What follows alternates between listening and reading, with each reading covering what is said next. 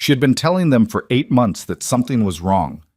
8 months of appointments, reports, specialists, engineers, all of them looking at the same data, running the same diagnostics, arriving at the same conclusion. The chair is perfect. 8 months of a woman who had built a company from nothing being told, in the most polished and professional language possible, that what she was feeling wasn't real. Then a mechanic in a small-town garage heard something no one else had bothered to listen for, and everything changed. If this story moves you, hit that like button right now, and drop a comment telling me what city you're watching from. I want to see how far this story travels. Now let's begin. The smell of the garage in early October was something Mason Reed had stopped noticing years ago. Motor oil and rust, and the faint chemical bite of brake cleaner hanging in the cool air. So familiar, it had become something like background silence. He was underneath a 2019 pickup when the sound of tires on gravel pulled him back to the surface. Not car tires. Something smoother, more deliberate. He slid out from under the truck on the creeper board, wiping his hands on a shop rag that had already given up on being clean, and watched the black SUV pull into the lot. It was the kind of vehicle that made the other cars in his parking area look slightly embarrassed. Freshly detailed, tinted windows, the quiet authority of serious money. Mason sat up on the creeper and stayed where he was for a moment. He had learned over 11 years of running Reed's garage that people who drove cars like that either wanted everything done yesterday or were lost and needed directions to somewhere better. Either way, he wasn't in a hurry. The SUV's rear passenger door opened first. A woman stepped out, mid-30s, dark blazer. The kind of composure that suggested she spent a lot of time in rooms where decisions got made. She scanned the garage with an expression that wasn't quite disapproval, but was making room for it. Her eyes landed on Mason and stayed there for a beat too long before she looked back at the car. Then the side door opened wider, and the ramp came down.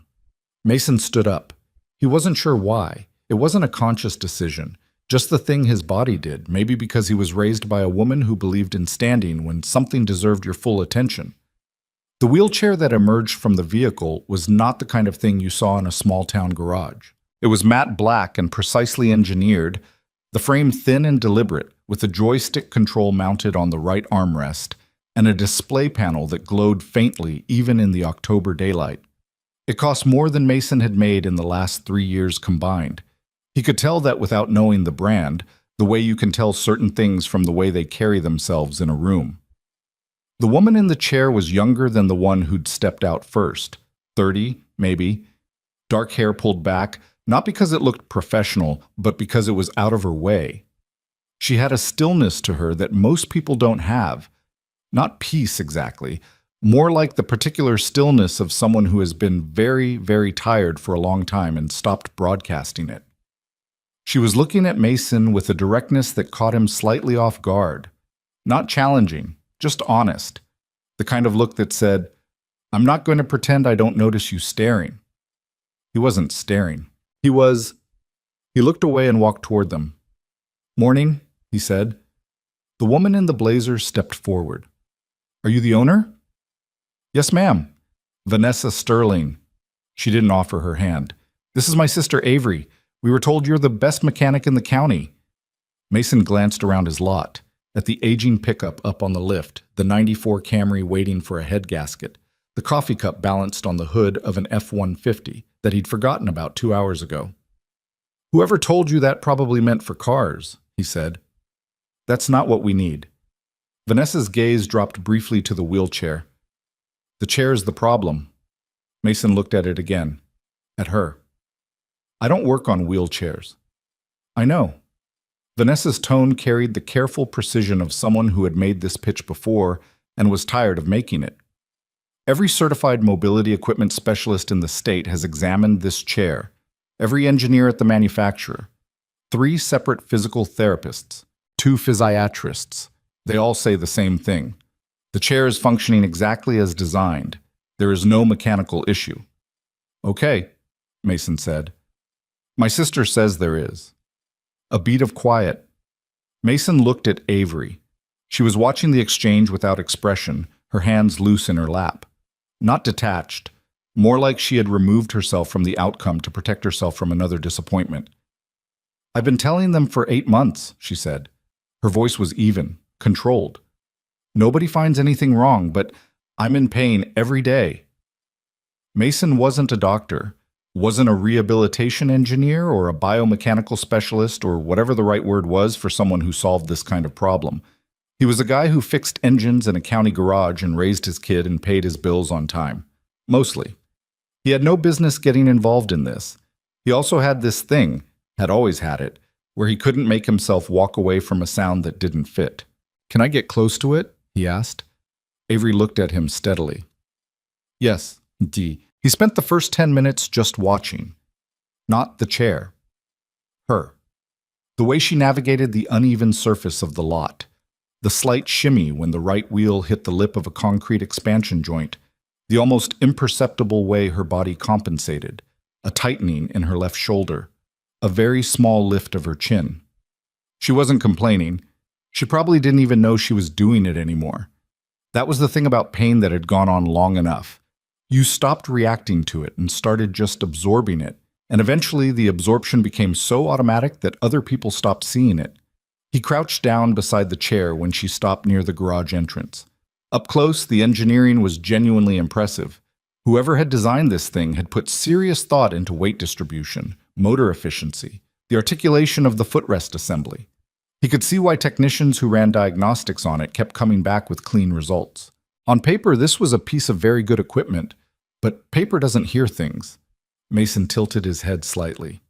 There it was, faint, almost disappearing under the ambient sounds of the lot, the distant highway, a crow complaining about something in the oak tree at the edge of the property, a sound from somewhere inside the right motor housing. Not a grinding, not anything so obvious. More like a very slight asymmetry in the rotation, a rhythm that was off by just enough to be wrong without being measurable. Has anyone opened the motor housings? He asked, still looking at the right rear wheel. Multiple times, Vanessa said from behind him. They check everything, all within specifications. I'm not asking if it's within specifications. I'm asking if anyone opened it and listened. Silence. He looked up. Vanessa was watching him with an expression he couldn't quite read. Part skepticism, part something else. Avery was looking at him with a stillness that felt different than before, a different quality of attention. No, Avery said quietly. Nobody ever said that. Mom. He had a kid to pick up at 3:15. That was the thing about being a single parent. The day had anchor points that couldn't move. 8:47 a.m. School drop-off. 3:15 p.m. School pickup. Everything else arranged itself around those two fixed stars. It was the structure that had held him together in the first brutal year after Julie left, when he'd had to learn how to be everything at once, how to make lunches and check reading logs, and also somehow run a business, and also somehow not fall apart. Ethan was 8 now. Clever kid, serious about things other kids found stupid. He was currently passionate about bridge design and migratory birds, which made dinner conversation somewhat unpredictable. Mason kept waiting for the phase where Ethan decided his father was embarrassing. So far, it hadn't arrived. It was 9:45 a.m. He had time. Pull her in, he said, and stood up. I need a full workspace. But the garage had 2 bays. He cleared the second one, moved the Camry outside, swept up the worst of the floor debris, found his better floor lamp, and angled it toward the center of the space. Vanessa watched all of this from just inside the doorway with the patient intensity of someone reviewing a proposal they weren't sure they believed in. Avery positioned herself in the middle of the cleared space and waited. Is it okay if I put my hands on the frame? Mason asked her. I want to trace the vibration while you're moving. She nodded. Then, after a moment, you're the first person who's asked. He didn't know what to say to that, so he just crouched down and put his fingertips lightly on the right rear quarter of the frame. Go slow, he said. Just a few feet forward and back. She used the joystick. The chair moved, and under Mason's fingers he felt it. That slight irregularity, a ghost of it, transmitted through the frame. The right motor was producing torque output that was fractionally, almost impossibly different from the left. Not enough to flag on a standard diagnostic. Enough to create, over hours of use across months, a persistent lateral stress on Avery's posture. He kept his face neutral because he didn't want to get her hopes up before he was sure. "Stop there," he said. "Now, try turning right." She turned. He shifted his grip to the left side of the frame, feeling the distribution change. There. The chair was pulling, very slightly, into a turn that it was compensating for automatically, the software overriding the minor mechanical discrepancy so smoothly that diagnostics never flagged it. But the compensation created its own problem. The chair's body was working against itself in microseconds, a constant, almost invisible correction that the frame absorbed by transmitting the stress directly into the mounting points where Avery's support cushioning connected. Every time she sat in this chair, it was pushing against her, not violently, precisely, in exactly the same direction, 8 to 10 hours a day, for 8 months. Mason sat back on his heels. "I need to make some calls," he said. The call was to Denny Farrow, who had spent 20 years working aerospace electronics before a bad back sent him into semi-retirement outside of Marin Falls. They'd gone to school together, and Denny had a workbench in his barn that cost more than most hospitals. He was also someone who treated an interesting problem the way some people treat a crossword puzzle, compulsively, with complete focus. Mason explained what he'd found. There was a long pause on the other end. "That's subtle," Denny said. "I know. Standard diagnostics wouldn't catch that." "I know. How are you reading the torque differential? You don't have the equipment." "I felt it." Another pause. "You felt it." "In my hands, through the frame." Denny made a sound that was somewhere between respect and exasperation. "You know what the manufacturer is going to say if you touch that chair." "I know. So what are you asking me?" "I'm asking if I'm right." A long breath. "Describe the sound again." "The one you heard from the motor housing." Mason described it. He was good at describing sounds. It was a skill he developed out of necessity, explaining to customers what their car was doing before he could prove it. The way a seized caliper sounds different from a worn rotor, the specific frequency of a failing wheel bearing versus a loose heat shield. Denny listened without interrupting. Then, "Yeah," he said, "you're probably right. The motor's got a rotational irregularity that the control software is masking. The system's correcting it constantly, which means it's constantly creating counter-torque stress in the chassis. Everything stays within specs because the specs don't account for that interaction. Nobody wrote a spec for that. Can it be recalibrated? The motors need to be matched, and the software threshold for compensation needs to be reset to account for her specific postural load." Denny paused. "How much do you know about this woman? Her condition, her body mechanics?" "Not enough. Yet." Vanessa wasn't easily impressed. Mason had figured that out within about 4 minutes of meeting her, and it wasn't a criticism, it was just accurate. She was the kind of person who had dealt with enough incompetence wrapped in confidence that she'd developed a very finely tuned filter for bullshit. She applied it to everyone, which was probably smart given that she was apparently managing her sister's medical situation in addition to whatever she actually did professionally. He explained what he thought he'd found. He was careful with his words, not overselling it, not underselling it. Just what he'd observed, what it suggested, what he thought it meant. Vanessa listened. Her expression didn't change much, but something in her posture shifted slightly. "The engineer said the motors were matched," she said. "They're matched within manufacturer tolerance. That's not the same thing as matched to each other, and it's definitely not matched to her specific load distribution." He paused. "The chair was calibrated for the average person with her type of injury profile, not for her specifically. That's what fitting is supposed to do. A fitting session is usually an hour, sometimes 2. They make adjustments, they check comfort, they do a test drive. They're not running the chair for 8 hours and checking what it does to the frame stress over time." He stopped himself. He wasn't trying to indict anyone. He genuinely didn't think anyone had been careless on purpose. It's a gap in how these things get evaluated. The diagnostic tools look for malfunction. This isn't malfunctioning. It's just subtly wrong for this particular person. Another silence. Avery had been quiet through all of this, which Mason was beginning to understand was a choice she made when she was deciding whether to trust someone. She wasn't passive. She was evaluating. "What would you need?" she asked. "Time? Tonight. My contact, who knows the electronics side of this, And your medical records, your physiatrist's notes on your posture and how the injury affects your load-bearing patterns. He paused. If you have them. Avery looked at him. I have a 2-inch binder. Basen. She did. It was in a canvas tote bag that Vanessa retrieved from the SUV, and it was exactly what she'd said.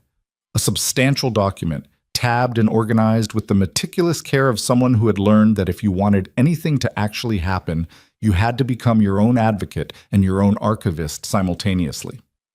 Mason sat at his work table with the binder while Avery stayed in the garage, and he read. Not skimmed, read. He'd never read a medical file with this much attention in his life, and he was aware that he understood maybe 60% of the terminology, but the parts he understood were enough.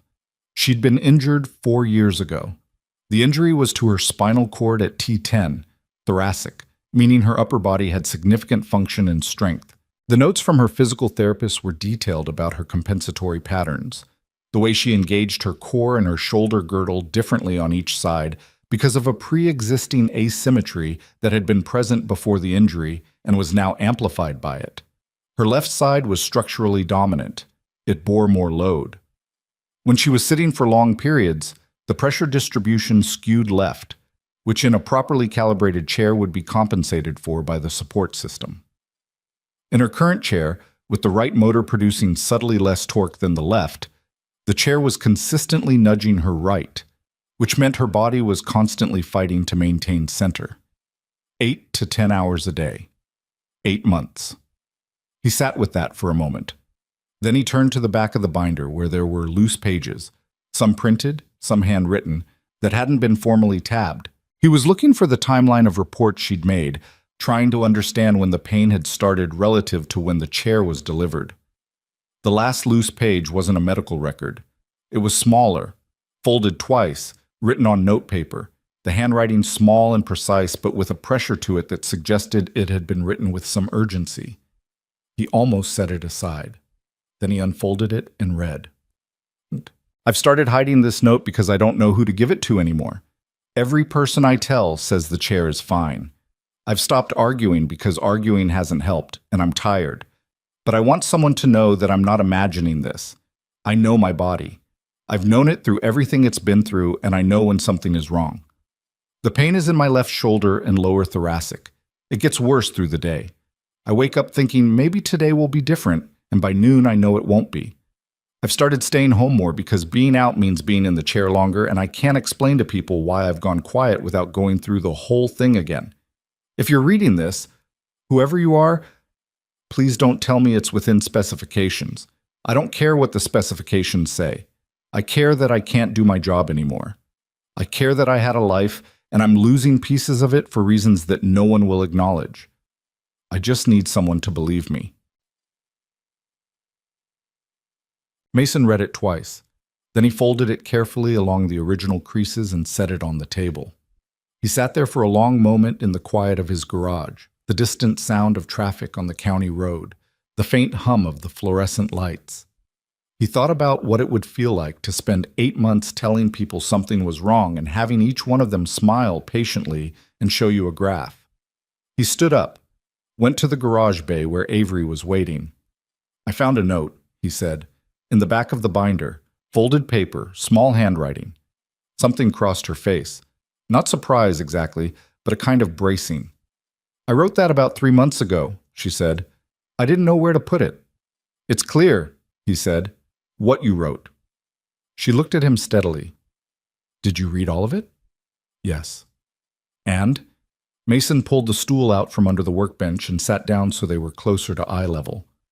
I think I know what's wrong with the chair, he said, and I think I can fix it, but I want to be straight with you about a few things first.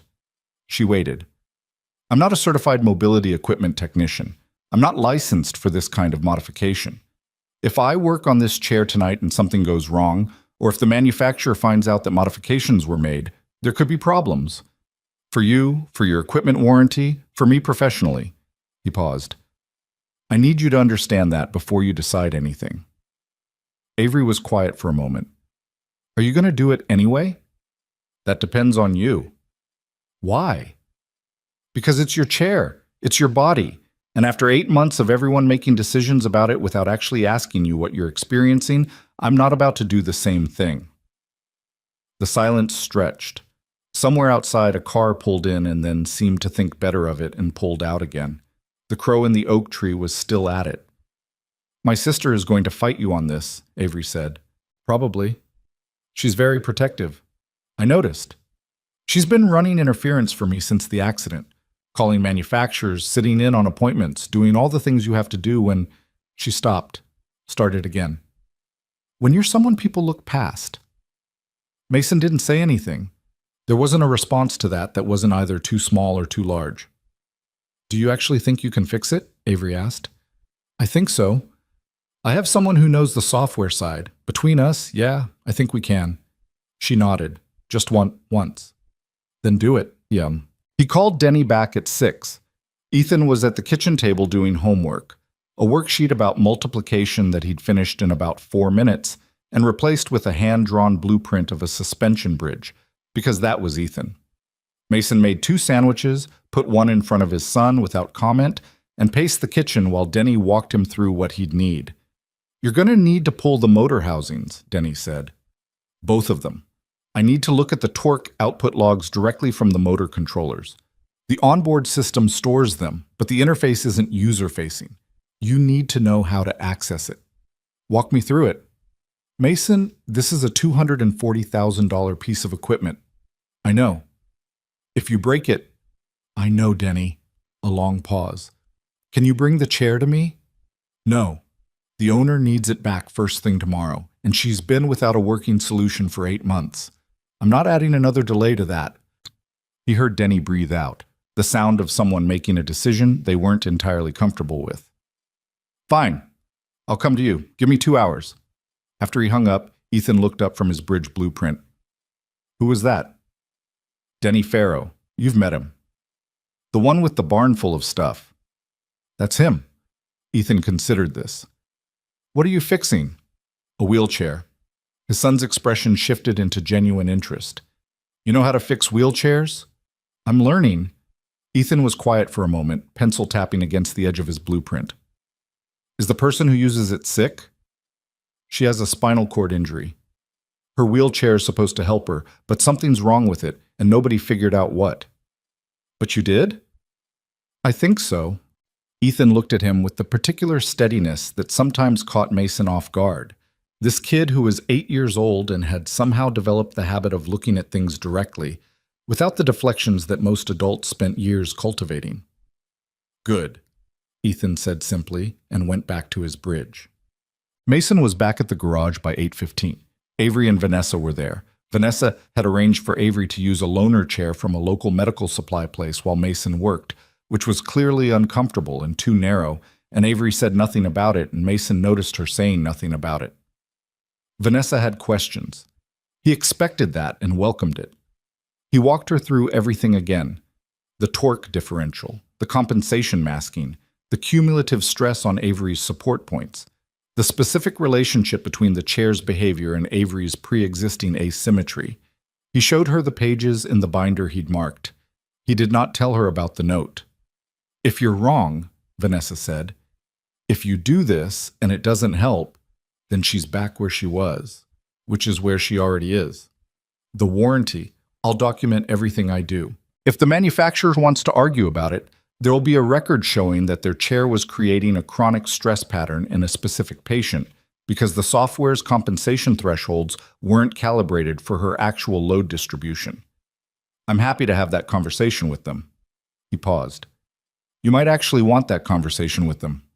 Vanessa looked at him for a long moment. You're not what I expected. What did you expect? Someone who would look at the chair, say it was beyond their scope, and send us back to the manufacturer. I thought about it. What changed your mind?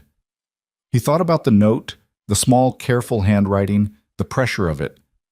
I just need someone to believe me. He thought about the way Avery had answered his questions. Economical, precise, like someone who'd learned to strip all requests down to what was absolutely necessary because anything extra got lost. Nothing changed my mind, he said. It was always going to be this. Denny arrived at 9 with a hard case that looked like it belonged to a camera crew or a bomb disposal unit and contained neither. He shook hands with Vanessa with the careful formality of a man who understood that this woman had the capacity to make his life difficult if things went wrong, and then he crouched beside the chair with a headlamp and made very soft sounds of technical interest. "Yeah," he said. "Yeah, I hear it." "You hear it?" Vanessa said. Denny looked up. "The rotational irregularity. In the right motor." He looked at Mason. "You were right about the source. Can you get into the controller logs?" "Already planning to." They worked. Mason's garage became something it had never quite been before. Not just a place where mechanical things got fixed, but a place where two people who cared more about the problem than about the liability worked through the night on something that actually mattered. Denny accessed the motor controller logs through an interface that required a proprietary cable he'd apparently built himself for a different project years ago. The data was there, months of operational logs showing, in plain numbers, exactly what Mason had felt through his hands. The right motor was running at 98.3% of the left motor's output, not within the flagged threshold for error, not anything a standard diagnostic would catch, but enough, applied consistently over time, to push the chair's center of mass fractionally and persistently to the right. And the software's compensation was working beautifully, technically, by making micro-corrections in the left motor's output to maintain straight-line travel. The chair went where it was pointed. The compensation just happened to put a constant lateral strain on the mounting points where Avery's left hip support was anchored. "It's not the chair that's broken," Denny said at one point, leaning back on his heels and looking at the ceiling. "The chair's doing exactly what it's designed to do." "So what's broken?" Mason asked. "The assumption that there's a standard patient." Denny picked up his coffee. "Whoever set the compensation thresholds built them around aggregate data. Most people in her injury profile, this correction is invisible and harmless. She's got a pre-existing asymmetry that pushes into that correction in a way nobody modeled for." They rebalanced the motors first. A physical adjustment that Denny performed with tools Mason didn't own and borrowed from the hard case, bringing the right motor's output to within a fraction of the left. Then Denny wrote a custom compensation profile that accounted for Avery's specific left-dominant load pattern, reducing the overcorrection and redistributing the stress away from her hip mounting points. It took until 12:40 in the morning. When they were finished, Mason rolled the chair back and forth himself, back and forth across the garage floor, listening. The sound was gone. The asymmetry he'd felt in his hands was gone. He stood there in the quiet of his garage at 12:40 a.m., with Denny packing up his case and Vanessa sitting on a folding chair near the door drinking cold coffee, and he thought about how this might all be wrong, how he might have done something sophisticated and elaborate and wrong. And Avery would sit in this chair tomorrow morning and still be in pain, and he'd have to look at her and have no more answers than the dozen specialists before him. He thought about Ethan's voice. Good. He turned off the overhead lights and left just the floor lamp on, and he sat on the creeper with his back against the wall and waited for morning. At 6:15, he heard a car in the lot. He was awake, had been dozing in and out on the creeper, which was exactly as comfortable as it sounded, which was not at all. He stood up, joints protesting, and went to the bay door. Vanessa's SUV, the ramp coming down. Avery navigated from the loaner chair to the modified chair herself. She insisted on that, and Vanessa stood close but didn't interfere. It took a minute. When Avery settled into the seat, Mason watched her face. Not her expression, her body. The small automatic adjustments, the shoulder tightening, the chin lift, the almost invisible bracing that he'd been watching since yesterday morning. They didn't come. Avery sat still for a moment, just still. Then she used the joystick and moved forward, slowly, across the garage floor. Turned right, turned left, moved back. Stopped. The garage was very quiet. Mason realized he was holding his breath. Avery looked up at him. Her face was doing something complicated. Not quite disbelief, not quite relief, but something in between that didn't have a clean name. "It doesn't hurt," she said. She said it the way people say things they've stopped letting themselves want, because wanting them had stopped feeling safe. "It doesn't hurt," she said again, quieter, and this time it sounded different, like she was letting herself believe it. Mason let out the breath. He looked away, at the wall, at nothing in particular, and gave her a moment that wasn't his. The morning after is always the hardest part to explain. Not because nothing happened. Everything happened. Avery had sat in the chair and the pain wasn't there, and something that had been wound tight inside her for 8 months had loosened, just slightly, in a way she hadn't let herself anticipate because anticipating it had stopped feeling safe a long time ago. All of that was real. All of that had happened. But the morning after a thing like that, you wake up not entirely sure it was real. You wake up with the muscle memory of disappointment already running, that automatic low-grade brace against the day, and you have to consciously talk yourself back into believing the thing that happened actually happened. Avery woke at 5:40. Her apartment was quiet, the city outside still in that particular gray-blue phase before the sun makes a commitment. She lay there for a moment, remembering. Then she transferred into the chair. She held very still. No pull, no that familiar drag toward the right that her body had learned to fight without her even knowing it was fighting. The chair just held her, evenly, the way it was supposed to. She let herself breathe. She didn't call Vanessa. It was too early, and also she needed to sit with this herself for a little while before her sister's energy came into the room. Vanessa's love was real and total, and sometimes it filled every available space and left no air for Avery to feel things in her own time. Avery had learned this about her sister and chosen not to say it, because some things are true and also unnecessary to say. She made coffee. She did it slowly, without the half-conscious urgency that had started creeping into her mornings over the months, that background pressure to finish whatever she was doing before the pain ramped up enough to change the calculation. She made coffee and sat at the kitchen table and looked out the window at the city that was beginning, incrementally, to become visible. She was thinking about Mason Reed. Not romantically. Not yet. There was too much else happening in her head for that kind of thought to organize itself. But she was thinking about him the way you think about someone who has done something so specific and unexpected that you don't quite have a file for them yet. He'd asked permission. That was the thing that kept coming back. Every person who had worked on her chair, on her case, on her body over the last 4 years, physiatrists, PTs, engineers, the parade of well-meaning specialists, had proceeded with a kind of professional authority that didn't leave much room for the actual question of what she wanted. It wasn't malice. She didn't think most of them were bad people.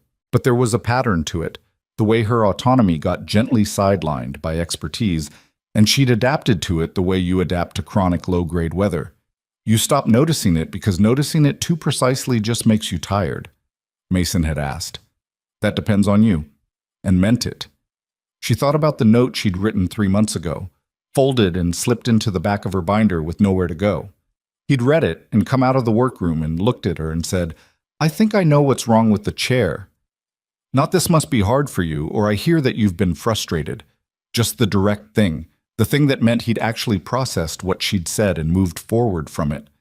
She hadn't realized, until someone did it, how hungry she'd been for exactly that.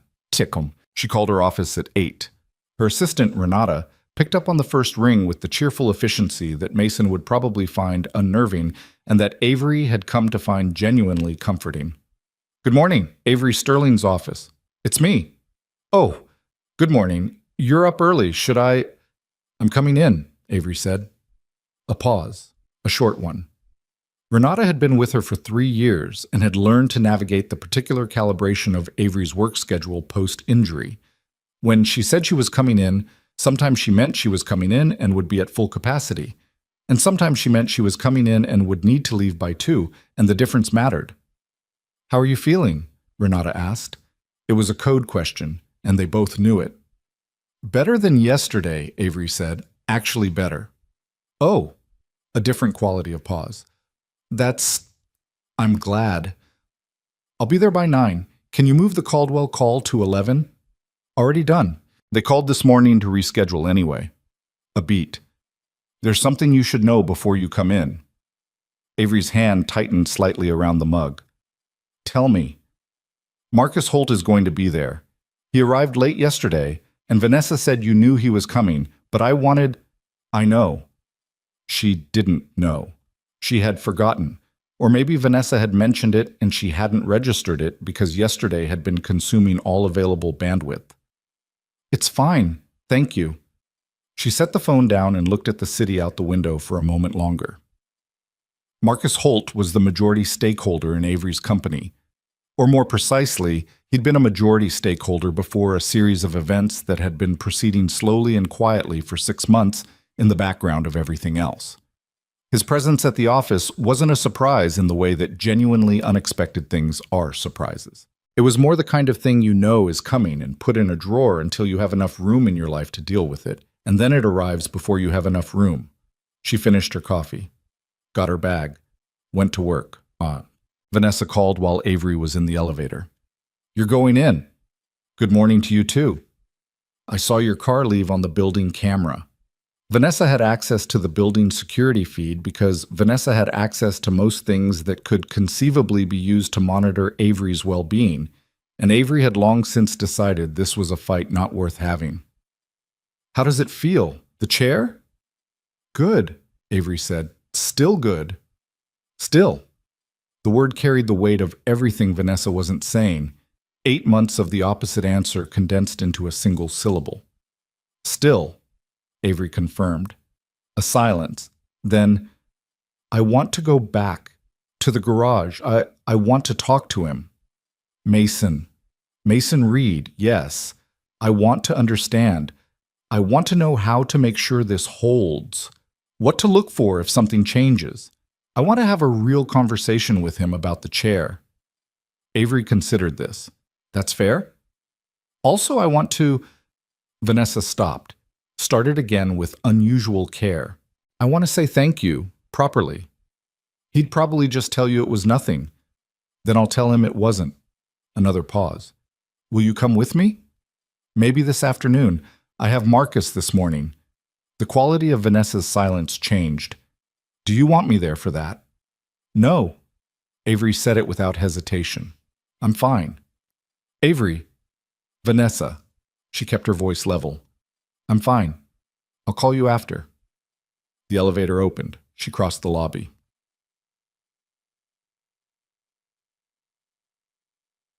Marcus Holt was 61 years old and had the smooth, unhurried presence of a man who had never been in a room where he wasn't the most important person, or if he had, he'd simply behaved as though he was until the room adjusted. He was at the conference table with 2 of his people when Avery came in, and he stood when she entered, which she'd always found interesting because it was the kind of gesture that could mean 2 completely different things depending on context. Avery, he smiled. You look well. Marcus. She settled at the head of the table, which was her table, and her office, and she had built this company from a concept and a shared workspace rental, and she was not going to perform uncertainty about that in front of him just because the last year had been difficult. I wasn't expecting you until Thursday. I moved things around. He said it lightly, the way people say things they've decided to make your problem to question. I wanted to check in. There's been concern from the board, from some of the investors, about the Meridian contract, the delays. The Meridian contract is in the final review stage. We've discussed this. We discussed it in June. He folded his hands on the table. His manner was perfectly cordial and had the specific quality of a door slowly closing. It's October, Avery. The timeline has slipped 3 times. There are questions about capacity. Avery looked at him steadily. She had been having this conversation in various forms for 6 months, and she knew exactly what questions about capacity meant. It meant, we're questioning whether you can still run this company given everything that has happened to you. It was never said directly. It was always the Meridian contract, the Q3 numbers, the board's concerns. Always proximate things, never the actual thing. The delays on Meridian are documented, she said. I can walk you through every one of them. 2 were on their end. 1 was a regulatory change that hit the entire sector, and 1 was a decision I made to restructure the deliverable because the original spec had a gap that would have cost us 6 times more to fix post-launch. She paused. I'm happy to have that conversation in detail if you want it. Marcus tilted his head slightly. That's not necessary. I think it is, she said, because when you say questions about capacity, I want to make sure we're talking about the same thing. Are we talking about the Meridian delays specifically, or are we talking about something else? The room was quiet. One of his associates found the surface of the table very interesting. Marcus looked at her for a moment, then he leaned back in his chair. You've been absent a great deal this year. I've been managing a medical situation. Of course. And nobody questions You're questioning it right now, Avery said, calmly, without heat. That's what this meeting is. He didn't flinch exactly, but something behind his eyes recalibrated. She had learned, over years of building this company and sitting in rooms with men like Marcus Holt, that the most unsettling thing you could do was name the actual thing quietly and then say nothing further. Leave it there on the table for everyone to look at. I'd like the full Meridian review documentation on my desk by Monday, Marcus said eventually. You'll have it by Friday. He nodded, stood. The meeting was apparently over. As he moved toward the door, he paused. The pause that Avery had learned to wait for, because there was always a pause, always a parting thought that was actually the thought he'd come to deliver. I'm glad you're feeling better, he said. I mean that. She held his gaze. Thank you, Marcus. After he left, she sat alone in the conference room for a minute. Not recovering, Mus. She wasn't going to think of it as recovering. Just sitting with the facts of the situation. Marcus was circling. He'd been circling for months, and the months of her health struggle had given him material to work with, not because he was necessarily predatory, but because he was practical, and practical people seize the conditions in front of them. She wasn't finished. She'd been so consumed with the physical reality of the last 8 months, the pain, the appointments, the exhausting loop of not being believed, that she'd let some things drift that she couldn't afford to let drift. That was over now. The chair was right. Her body wasn't fighting itself every hour of the day. She had room in her head again. She pulled out her phone and called Renata. Get me Caldwell's actual decision-maker on the line, not the project manager, the CFO, and pull everything on Marcus's share position for the last 18 months. I want to look at the movement. Yeah. She went to the garage at 3 o'clock. Vanessa was already there when Avery arrived. She'd apparently shown up around noon, which, in retrospect, was very Vanessa. Mason was in the middle of something under a truck when they arrived, and he came out from under it with the same unhurried manner he'd had yesterday morning, like time was something he related to differently than most people. He nodded at Avery first. How is it? Good, she said. Same as this morning. No pain. Something in his face relaxed slightly. Not relief exactly, but the absence of attention she hadn't noticed he was carrying. Good, he said. Vanessa stepped forward with the purposefulness of someone who'd been rehearsing. I want to thank you, properly. What you did, working through the night, bringing in your colleague, the modifications, that was beyond anything we had any right to expect from you. Mason looked mildly uncomfortable. I did what made sense. A lot of people said that. None of them did what you did. He wiped his hands on a shop rag and didn't seem to know where to put that statement, so he just let it sit there. I'm glad it worked. There was a real chance I was wrong. Were you worried? He glanced away. A little, yeah. What would you have done if it hadn't worked? Vanessa asked. Kept looking. He said it simply, without performance. There was something wrong. I was sure of that part. Avery had been watching him during this exchange with the same kind of evaluating attention she'd given him yesterday. He was not a man who was comfortable with gratitude directed at him. That was clear. But it wasn't false modesty, the kind that fishes for the compliment to be repeated. He genuinely seemed to have put the whole thing in a category of problems you solve rather than remarkable things you did. Can I ask you something? She said. He looked at her. Sure. The note, in my binder. She paused. She hadn't planned to ask about it directly, but now that she was here, it seemed like the thing that mattered most. Did it change what you decided to do?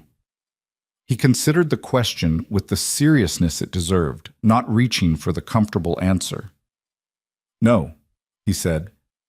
I already knew what I was going to do when I found it, but, He stopped. It changed how I understood what was at stake. For you, there's a difference. She nodded slowly. 8 months is a long time, he said. To keep saying something's wrong and have nobody take it seriously. People took it seriously. They were very professional about it. That's not the same thing. No, she agreed. It's not. Vanessa had gone quiet beside her, which was notable. Avery glanced at her sister and found an expression she didn't see often. Vanessa looking at something she hadn't known was there. A sound from the back of the garage, a door opening, small footsteps, and then a boy appeared around the corner of a metal shelving unit. 8 years old, maybe, backpack still on, with the particular look of a kid who had just gotten out of school and had thoughts about it. Dad, Mrs. Patterson gave me a wrong grade on my… He stopped. Took in the presence of two unfamiliar women, recalibrated with the quick social processing of a kid who spent a lot of time with adults. Sorry, I didn't know you had people. Ethan, Mason said, these are the women from yesterday. Ms. Sterling, he gestured to Avery, and her sister. Ethan looked at Avery, then at the chair. His expression was openly curious in the way kids are before they learn to perform discretion. You're the one with the wheelchair, he said. Ethan, Mason started. I am, Avery said. Is it fixed? Dad said he was going to try to fix it. He did, she said. It works now. Ethan absorbed this, nodded once, with what appeared to be genuine satisfaction. Good. Then, apparently deciding that covered it, he turned back to his father. Can I tell you about the grade now? Despite everything, despite Marcus Holt and the board and 8 months of accumulated exhaustion, Avery felt something loosen in her chest that she hadn't expected to loosen. She looked at this kid who had simply taken his father's work at face value. Dad said he was going to fix it. Is it fixed? Good. And it was so uncomplicated that it almost hurt. Mason gave her a slightly apologetic look, which she answered with a small shake of her head. Don't apologize. He turned his attention to Ethan. What grade? She gave me a B+ on my bridge report, but I had the right tensile load calculations. I did the math 3 times. Did you show your work? Most of it. Most of it, Mason repeated. The main stuff. The setup was obvious, so I didn't write it all out. Obvious to who? Ethan opened his mouth, closed it, made the face of someone encountering an argument they don't have a clean answer to. To me, he said, with somewhat less confidence. To your teacher? A pause. I'll write out the setup, Ethan said. That's what I'd do. Ethan pulled his backpack off and started toward the small office at the back of the garage that apparently served as his after-school headquarters. He stopped once, turned back to look at Avery. I'm glad it doesn't hurt anymore, he said, with complete directness, and then went through the door. The garage was quiet. He's remarkable, Vanessa said, and meant it. Mason looked faintly embarrassed. He has opinions. The best ones do. Avery came back the next morning. She told herself it was about the chair. There were questions, follow-up things she wanted to understand, the long-term maintenance questions she should have asked the day before. That was true. It was also not the whole truth, but she was willing to let one truth stand in for a more complicated one while she figured out the more complicated one. Mason was alone in the garage when she arrived. It was early, before 8, and he was doing inventory on a parts order with the resigned concentration of someone who does not enjoy paperwork but understands it is a non-negotiable part of having a business. I have questions about the chair, she said, and pulled up next to the workbench. Yeah, he said. I figured you might. He set the inventory clipboard down without ceremony. What are you worried about? Not worried. I want to understand what you did so I can monitor it myself. If something starts to feel off, I want to know what to look for. He nodded. That was the right answer, clearly. She could tell he approved of the question the same way he'd approved of her directness before. He pulled a stool over to the workbench and sat, and she moved her chair so they were facing the same direction, looking at the workbench together. The motors are matched now, he said. That should hold for a while. But these motors have service hours. The manufacturer recommends inspection every 18 months. That's probably accurate. And the software calibration? Denny, my friend who handled the programming side, he wrote you a profile. It's stored in the chair's controller. If you ever have to do a factory reset for any reason, that profile is gone. You'd need to recreate it. He paused. I can document the parameters. You should have them. I'll need the technical specifications in writing. I'll get them from Denny. She looked at the workbench. At the tools arranged along the wall, not obsessively organized, but with the particular logic of someone who knows exactly where everything is because they've reached for it 1,000 times. You're good at this, she said. This is what I do. I don't mean the mechanical part. I mean the... She considered the right word. The listening part. He was quiet for a moment. My dad was a mechanic. He used to say that every car is trying to tell you what's wrong with it. You just have to stop talking long enough to hear it. He sounds like someone worth listening to. He was. A pause. He died about 6 years ago. I'm sorry. He shrugged, and it wasn't a dismissive shrug. It was the shrug of someone who has had 6 years to make a partial peace with something and knows the peace is only partial. He would have found this interesting, the chair. He liked problems that didn't look like what they were. Avery found herself looking at his hands. The particular usefulness of them, the calluses, the old cuts, the grease that doesn't entirely come out of the creases in your palms, no matter how well you wash. Working hands, the real kind, not the kind kept deliberately rough for effect. Can I tell you something that has nothing to do with the chair? She said. He looked at her. Sure. I went to work yesterday, after the garage. She organized what she wanted to say, which was something she always did. She was not a spontaneous speaker, she thought, before she talked, and she'd stopped being apologetic about that. I have a majority stakeholder who's been building a case that I can't run my company anymore. He's using the medical situation as, not evidence exactly, implication, the kind of thing that's very hard to argue against directly because it's never said directly. Mason was quiet, listening. Being in pain every day for 8 months affects things, she continued. I made decisions that were slower than they should have been. I missed some things. I've been fighting for enough credibility to get through each appointment, each consultation, and it took energy that should have gone somewhere else. She paused. I'm telling you this because yesterday at work, I could think clearly for the first time in months, and the thing I thought about was that I've been fighting the wrong fight. What's the right fight? Building the case that I can still do this, not defensively, offensively, doing the work and making it visible. She looked at him. The pain was real. The effect it had was real. But I let it be a reason to pull back when I should have found another way to stay present. Mason turned his coffee cup in his hands. You're being hard on yourself. I'm being accurate. Those aren't always different things, he said, but sometimes they are. She looked at him steadily. He held the look. He was, she was beginning to understand, someone who said what he meant and meant what he said and didn't perform either one. It was unusual enough to be notable. How do you do this? She asked. All of it. The business, the kid, She gestured at the garage. This. Not always well, he said, but you do it. I do it because the alternative is not doing it, and that doesn't work either. He set down the coffee cup. Ethan needs a life that functions, so I build one that functions. Some days it functions better than others. His mother? She hesitated. I'm sorry. That's not... It's okay. He didn't seem to find the question intrusive. She left when he was 4. It's been just us since then. Avery absorbed this. Does he miss her? He used to ask about her. Less now. Mason paused, choosing words. He's figured out that some questions don't have satisfying answers, and you can either be angry about that or just move forward. He mostly moves forward. He gets that from somewhere, she said.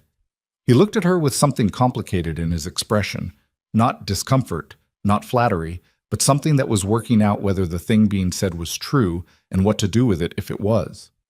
Before he could answer, there was a sound in the lot. A car, pulling in too fast, stopping with a small scatter of gravel.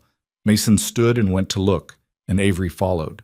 It was a company van, white, with the manufacturer's logo on the side in blue, the name that had been on Avery's chair for the 8 months she'd been reporting problems with it. 2 men got out. One was in a company uniform. The other was in a blazer, which meant he was not here to fix anything. Avessa recognized the blazer man from a conference call 6 months ago. Regional manager. His name was Patterson. Not Ethan's Patterson, a different one. And he had the particular expression of someone who had been sent to handle a situation and was deciding in real time how much authority he wanted to lead with.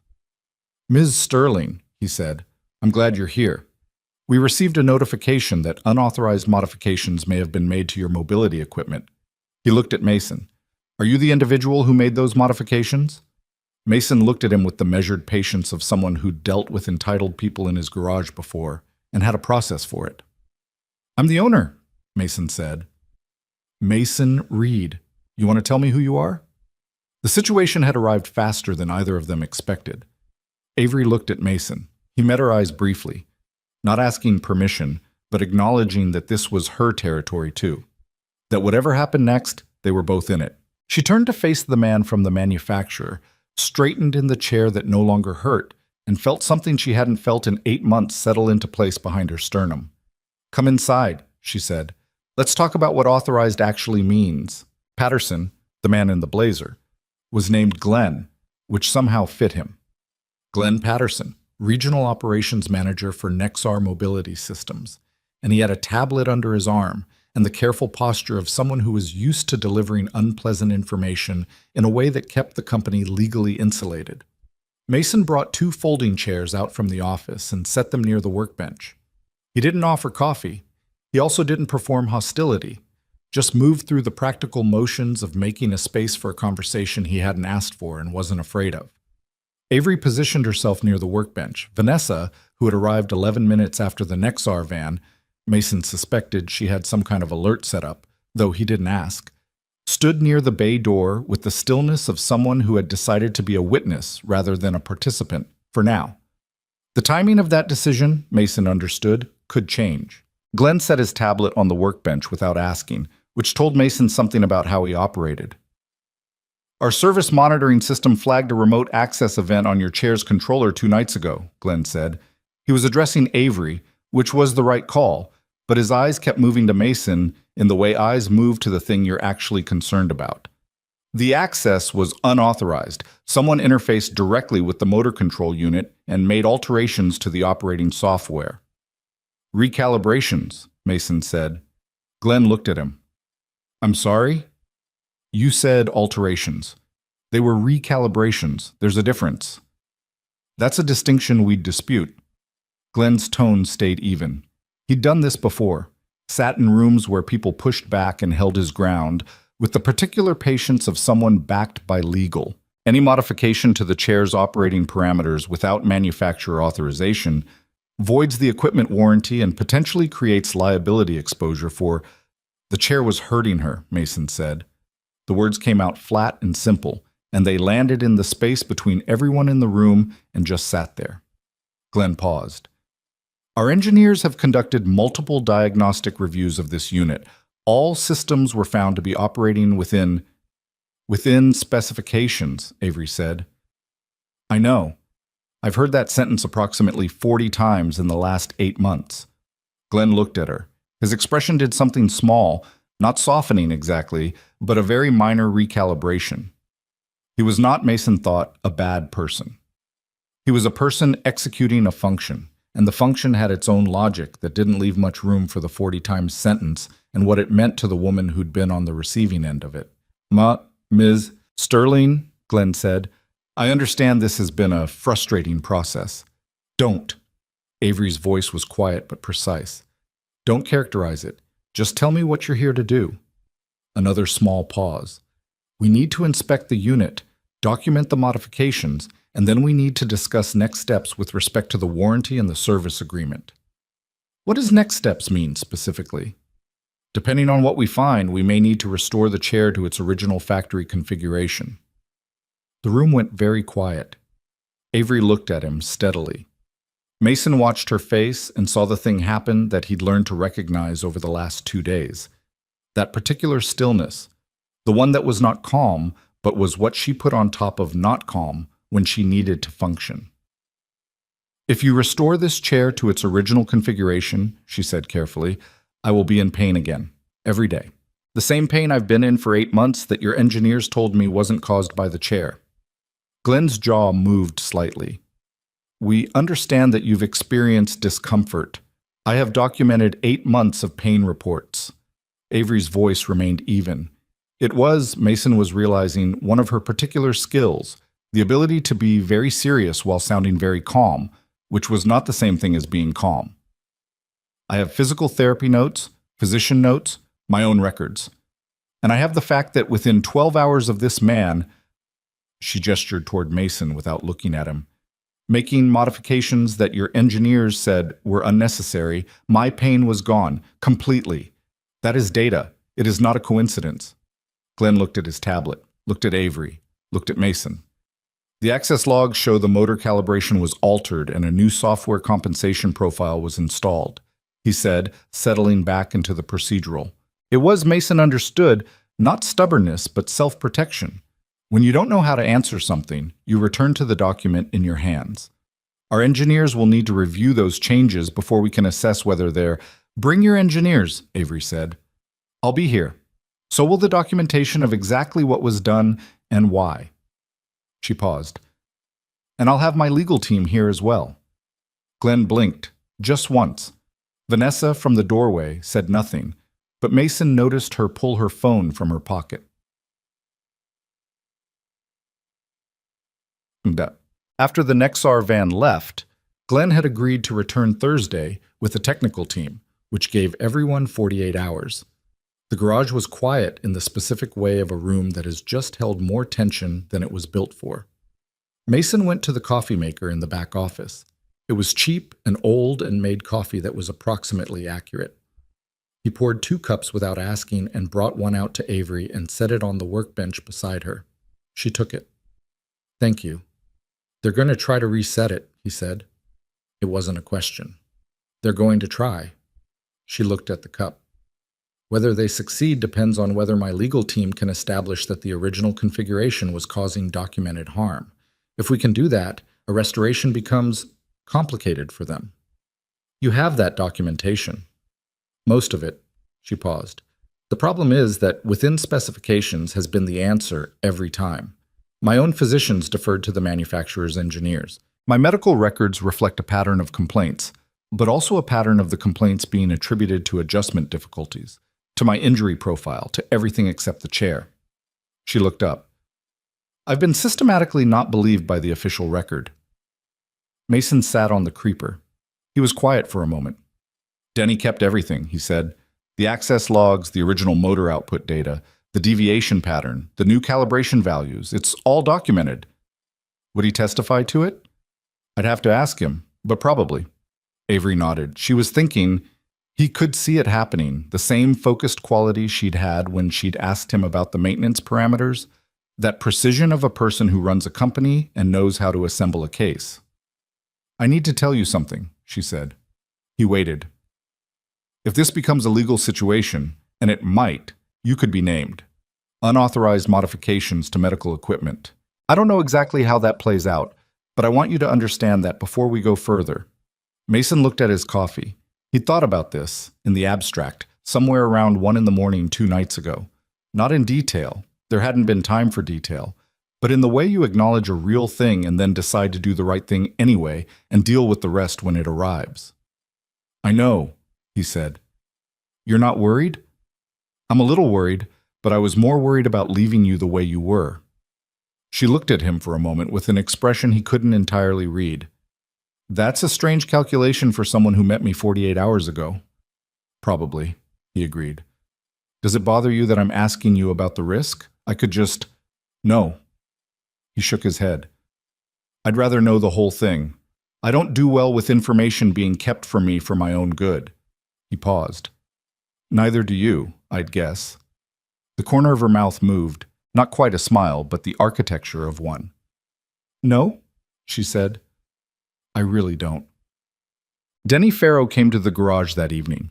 He was 64 and moved with the deliberate care of someone managing a bad back, and he had the personal style of a man for whom aesthetics had become optional somewhere around 1987 and hadn't become relevant since.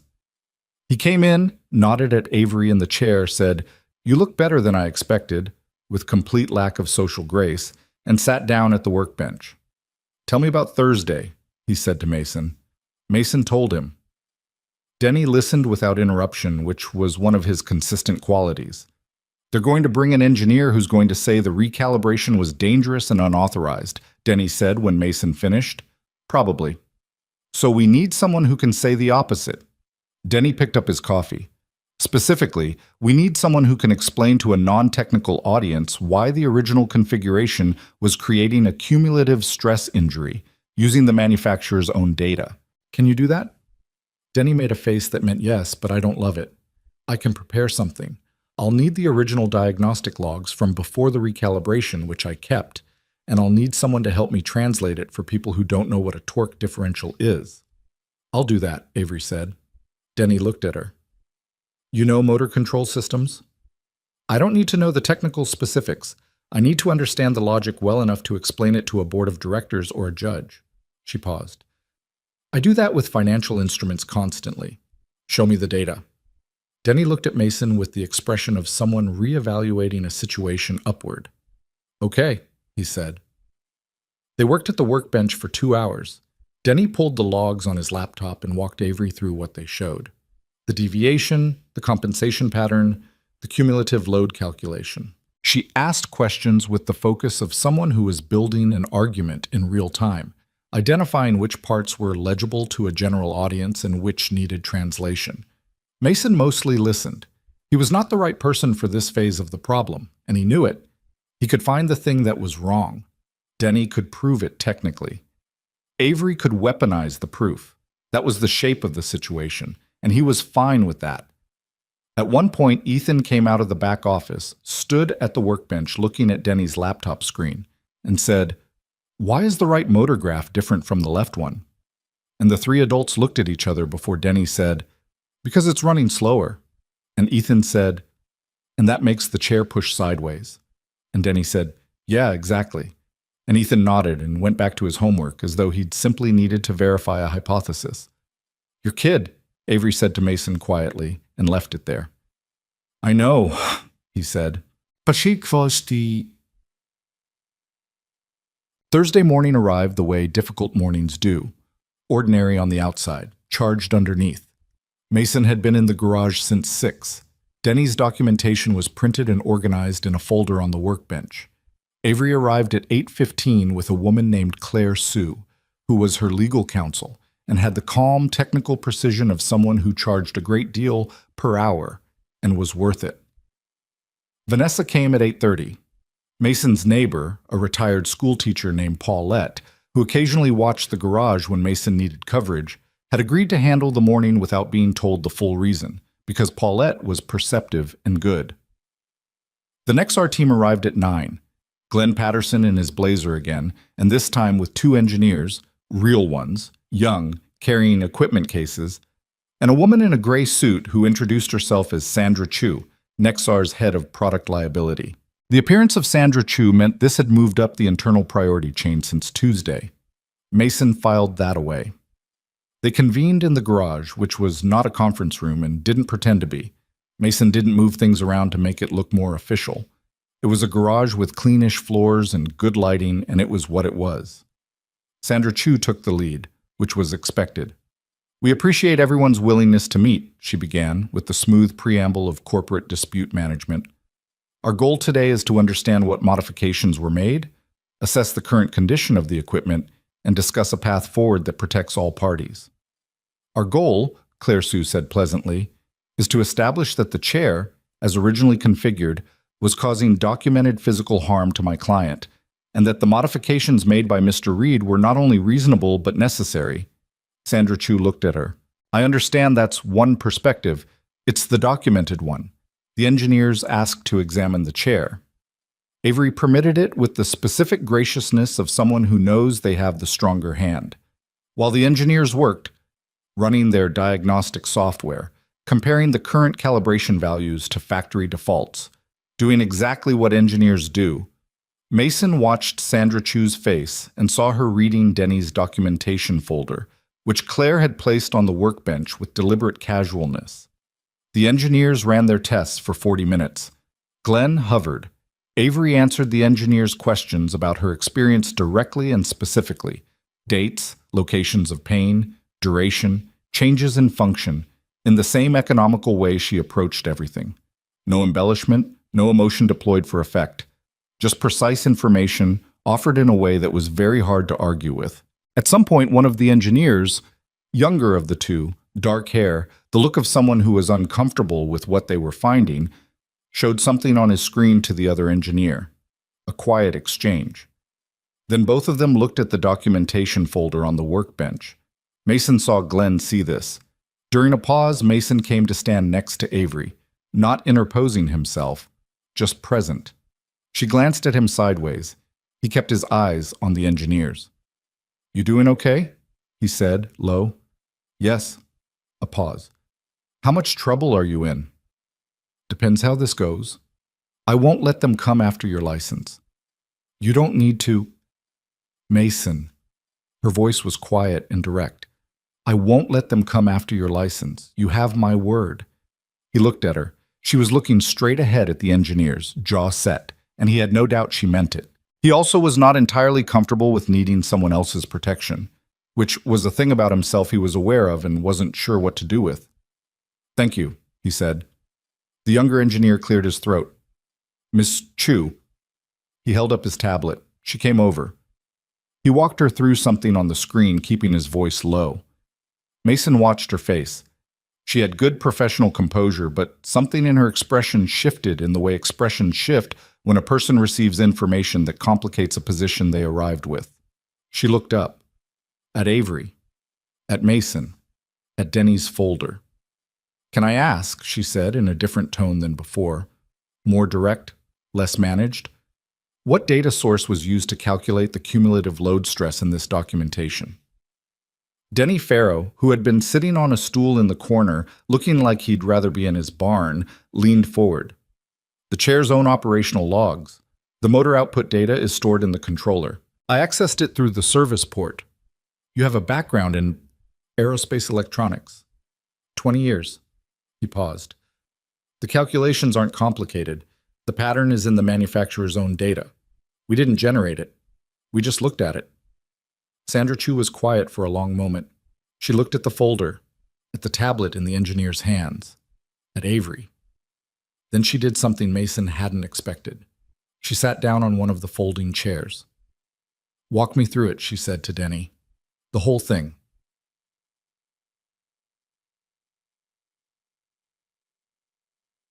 The walkthrough took an hour. Denny was a good explainer when he chose to be, systematic, without condescension, willing to stop and restate when the question on someone's face indicated they hadn't followed. Sandra Chu asked questions that were better than expected. The younger engineer started contributing, which Mason interpreted as a sign that he was more interested in the truth of the problem than in the corporate outcome of the meeting, and he made a small internal note of respect for that. At some point, Glenn Patterson sat down too. Mason stayed standing. He leaned against the workbench and watched the room and thought about what he'd expected this morning versus what was actually happening. He'd expected a harder fight, more legal posturing, more stonewalling, more defense of the original position. Instead, what was happening felt more like a room of people collectively processing information that was changing what they knew and adjusting, with varying degrees of speed and grace, to the new shape of the facts. Avery had been watching too. When Denny finished and the room was quiet, she spoke. "I'm not interested in litigation," she said. "I want to be clear about that. What I want is what I've always wanted. Equipment that doesn't hurt me, an acknowledgement that the pain I reported was real and had a cause." Sandra Chu looked at her. "The documentation does indicate—" She stopped, started again more carefully. "The data suggests that there was a configuration issue that our diagnostic protocols didn't identify. That's a significant finding." "It is. And I want to be honest with you. That's going to require us to review our diagnostic protocols and our patient-reported symptom escalation processes." She said it with the measured transparency of someone who knows they're making an admission but has decided the alternative is worse. Neither of those things happen fast enough in your case. I'm not going to argue with that. The room was quiet. Avery said nothing. She let the acknowledgement exist without rushing to fill it, which Mason was beginning to think was one of her most effective qualities. It was Vanessa who spoke from the doorway. Her voice was different than it had been in previous meetings, less armored. "My sister told 17 people over 8 months that something was wrong," she said. 17. And the answer was always the same. Do you have any idea what that does to a person? Not the pain, the not being believed? Sandra Chu looked at her, then at Avery. "No," she said, honestly. "I don't. I'm sorry." The apology was imperfect. It was also clearly real. And real imperfect apologies are rarer than people expect. Mason looked at Avery. Her face was doing the complicated thing again. The thing that wasn't quite one emotion but several, processing in parallel. 8 months of the word no hitting the word yes all at once, and nobody around her quite knowing what to do with the collision. She was steady. She was always steady. But Mason, who had been watching her for 3 days now with more attention than he'd given to most things in recent memory, noticed her right hand tighten very briefly on the armrest of the chair. Just once. Just for a second. Then she let it go. "I want the chair to stay as it is," she said. "I want Nexar to formally document that the modifications were clinically indicated based on your own equipment data, and I want a review process established so that when a patient reports persistent pain, there's a path for escalation that doesn't end at a diagnostic report that says within specifications." She paused. "Those are my terms. I'm not asking for money. I'm asking for process." Sandra Chu looked at the table, at the tablet, at Glenn. Glenn, for the first time since he'd arrived, looked like he was somewhere other than inside a corporate procedure. "I'll need to take this back to our executive team," Sandra said. "Of course. Claire will be in contact." Avery looked at the younger engineer. "Thank you for being straight with us about what you found." The engineer looked slightly startled to be directly addressed. "Of course," he said, and then, with more quiet honesty than the situation probably required, "The data was pretty clear once we looked at it from this angle. I wish we'd looked from this angle sooner." Nobody had a response to that. The meeting ended without ceremony, and the Nexar van left, and the garage exhaled. Tchersh. Mason found himself standing in the bay alone for a few minutes after Avery and Claire and Vanessa stepped outside to talk. He wasn't processing it dramatically. He was tired, mostly, the specific tiredness of the last 3 days catching up now that the adrenaline had a place to go. He went to the coffee maker and found it empty, and decided he'd fix that later and just leaned against the work table. Denny appeared at his shoulder. "Not bad." Sandra Chu was better than I expected. The engineer was the one who mattered. Kid couldn't sit on that data. Denny picked up his folder, which Claire had left behind. "What happens now?" "Legal stuff, probably, for a while." "They're not coming after you?" "I don't know yet." Denny was quiet. Then, "It was the right thing to do." "I know." "You're going to lose the Nexar certification application you put in last spring." Mason looked at the wall. He'd thought about this. The application to become a certified Nexar Mobility Equipment Service Center, which he'd filed in April, which would have been real new revenue, which he'd been quietly hopeful about. Gone now, almost certainly. "Yeah," he said. "You're not upset?" "I'm a little upset." He was. It wasn't nothing, the certification, the revenue, the time he'd spent on the application.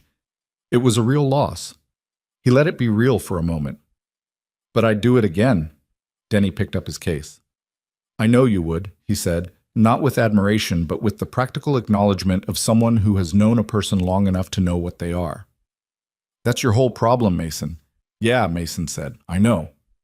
Outside, through the open bay door, he could see Avery in conversation with Claire and Vanessa. The October light was different now than it had been on the morning she'd arrived, lower and longer. The particular gold of late afternoon in the middle of the month.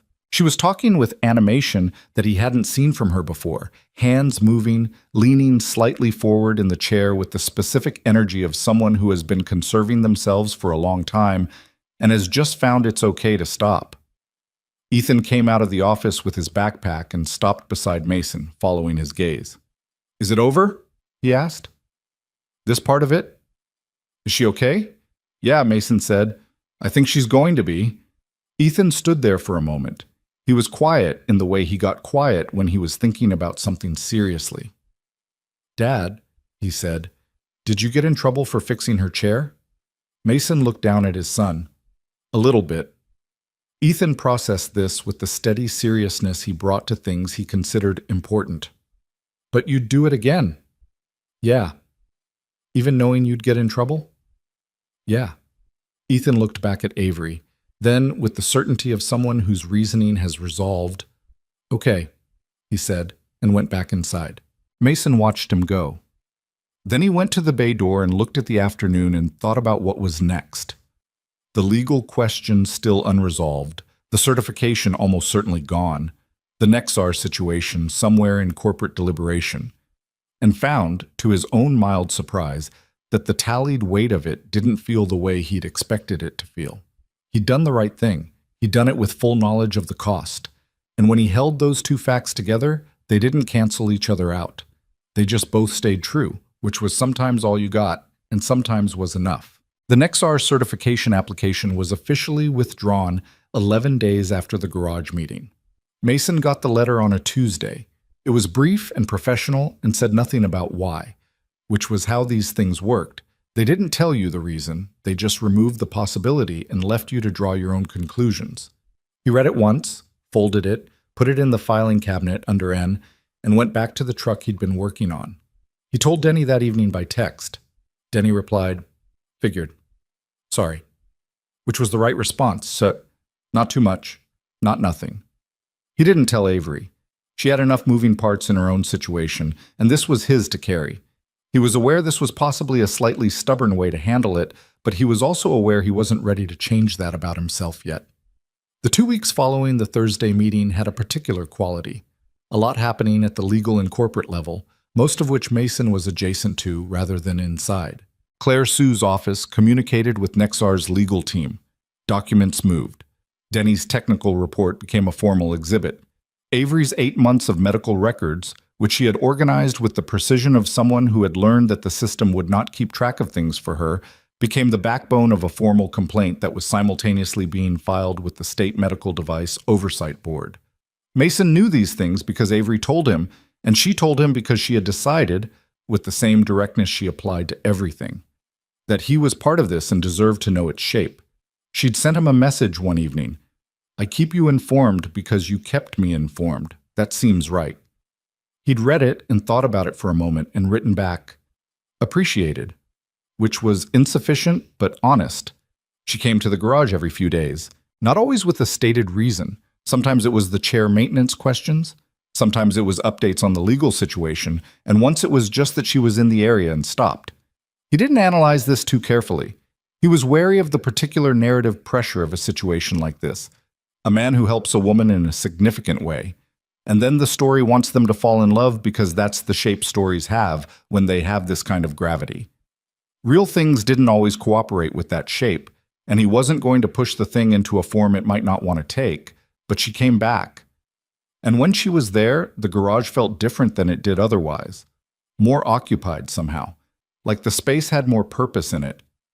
He noticed this and filed it under things to think about later. The Nexar response came in writing on a Friday, 3 weeks after the Thursday meeting. Claire Sue sent it to Avery and copied Mason, which he suspected was at Avery's instruction. It was 4 pages.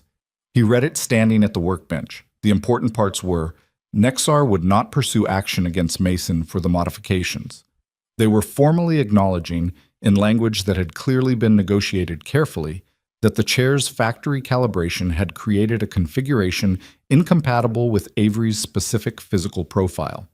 They were committing to a review of their patient-reported symptom escalation procedures, and they were, in a separate but related document, establishing a clinical consultation protocol that required a human review, not just a diagnostic algorithm, when a user reported persistent pain for longer than 60 days. Mason set the papers down. He stood there for a moment. 60 days was still too long, in his opinion. But it was 60 days less than 8 months, and it had a name and a process attached to it, which was more than had existed last month. He called Denny. "They're not coming after me," he said. Denny exhaled. Good. They acknowledged the configuration issue. In those words? In negotiated words that mean that. Close enough. A pause. How do you feel? Mason thought about it. He was standing in his garage on a Friday afternoon, truck on the lift, coffee going cold on the workbench, certification gone, and a 4-page letter on the table that said he wasn't legally exposed for doing the right thing. He felt, mostly, tired. And also something else. A specific quietness that comes when you've been braced for impact for 3 weeks, and the impact arrived smaller than you feared. Okay, he said. I feel okay. You should feel more than okay. I know. I'm working on it. Papa. Avery read the same letter in her office. She read it twice. Not because she didn't understand it the first time, but because she had learned not to trust good news until she'd looked at it from multiple angles. Then she set it on her desk and looked at the city outside her window for a while. Her assistant Renata knocked and came in with a coffee, which Avery accepted, and then Renata lingered in the way she did when she had something to say that she wasn't sure was her place to say. I saw the Nexar letter, Renata said, on the system. And? It's a good outcome. Renata set the coffee carefully on the desk. It's a really good outcome. It is.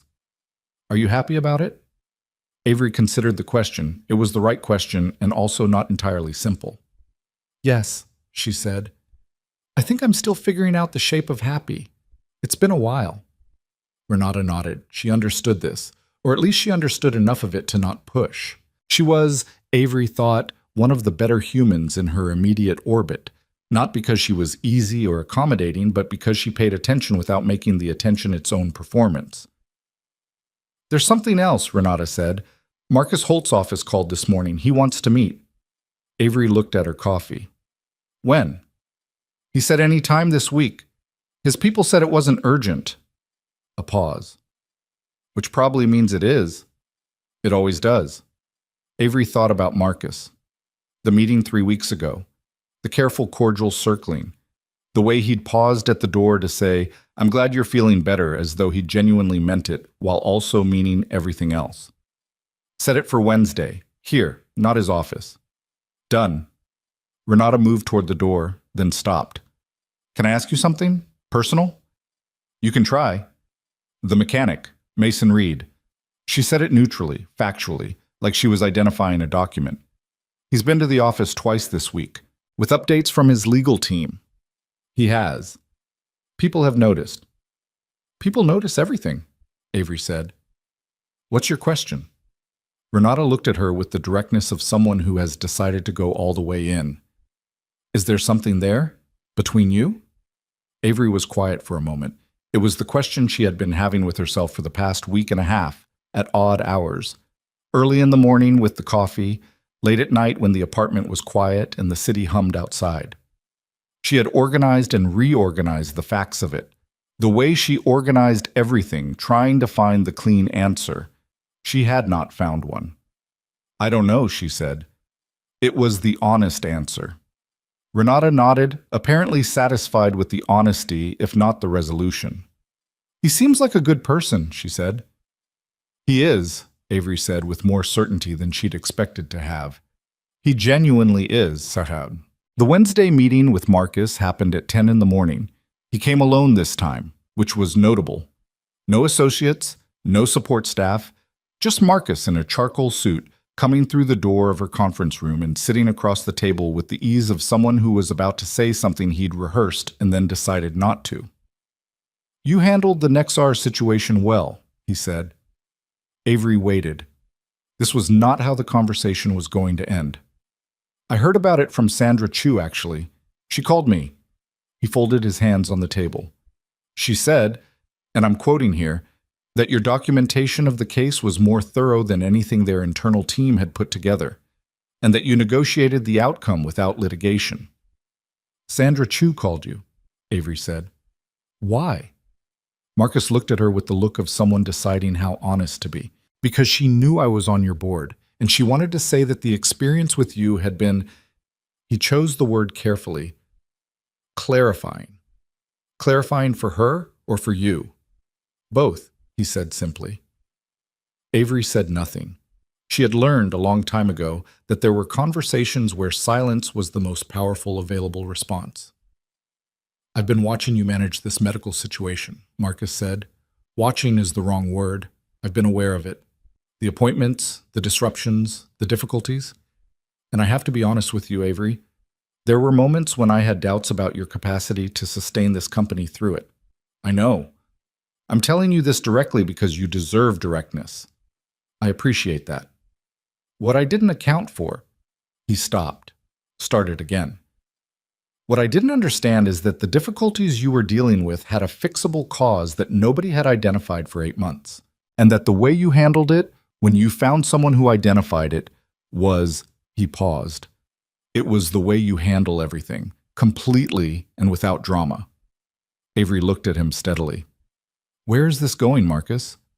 He spread his hand slightly. I'm withdrawing my concerns from the board conversation. The Meridian Review is solid. I've read the documentation, and the questions I was raising about capacity were based on circumstances that have changed. He paused. I owe you an acknowledgement of that. It was, Avery thought, a genuinely good thing to say. It was also a thing she had spent months fighting her way toward being allowed to hear. She sat with both of those facts simultaneously. Thank you, she said. I'm not usually wrong about people, Marcus said. When I am, I try to say so. That's a good quality. I thought so. He smiled. The real one, not the meeting smile. The Meridian Review. Let's talk through it. I have thoughts. They talked for 90 minutes. About Meridian, about Q4, about a potential acquisition Marcus had been considering that he wanted Avery's perspective on. It was the most functional meeting they'd had in a year. Something had shifted in the room, not that Marcus had become an ally exactly, but that the circling had stopped. And what was underneath the circling was two people who were actually reasonably well suited to making strategic decisions together when they weren't performing a power contest. After he left, Avery sat at the conference table for a while. The city was loud outside. The afternoon was going. She picked up her phone and called Mason. So he answered on the third ring, slightly out of breath. She could hear the garage sounds behind him. Sorry, he said, wiping my hands. I had a meeting this morning, she said, with the board member I told you about, Marcus. Yeah? How'd it go?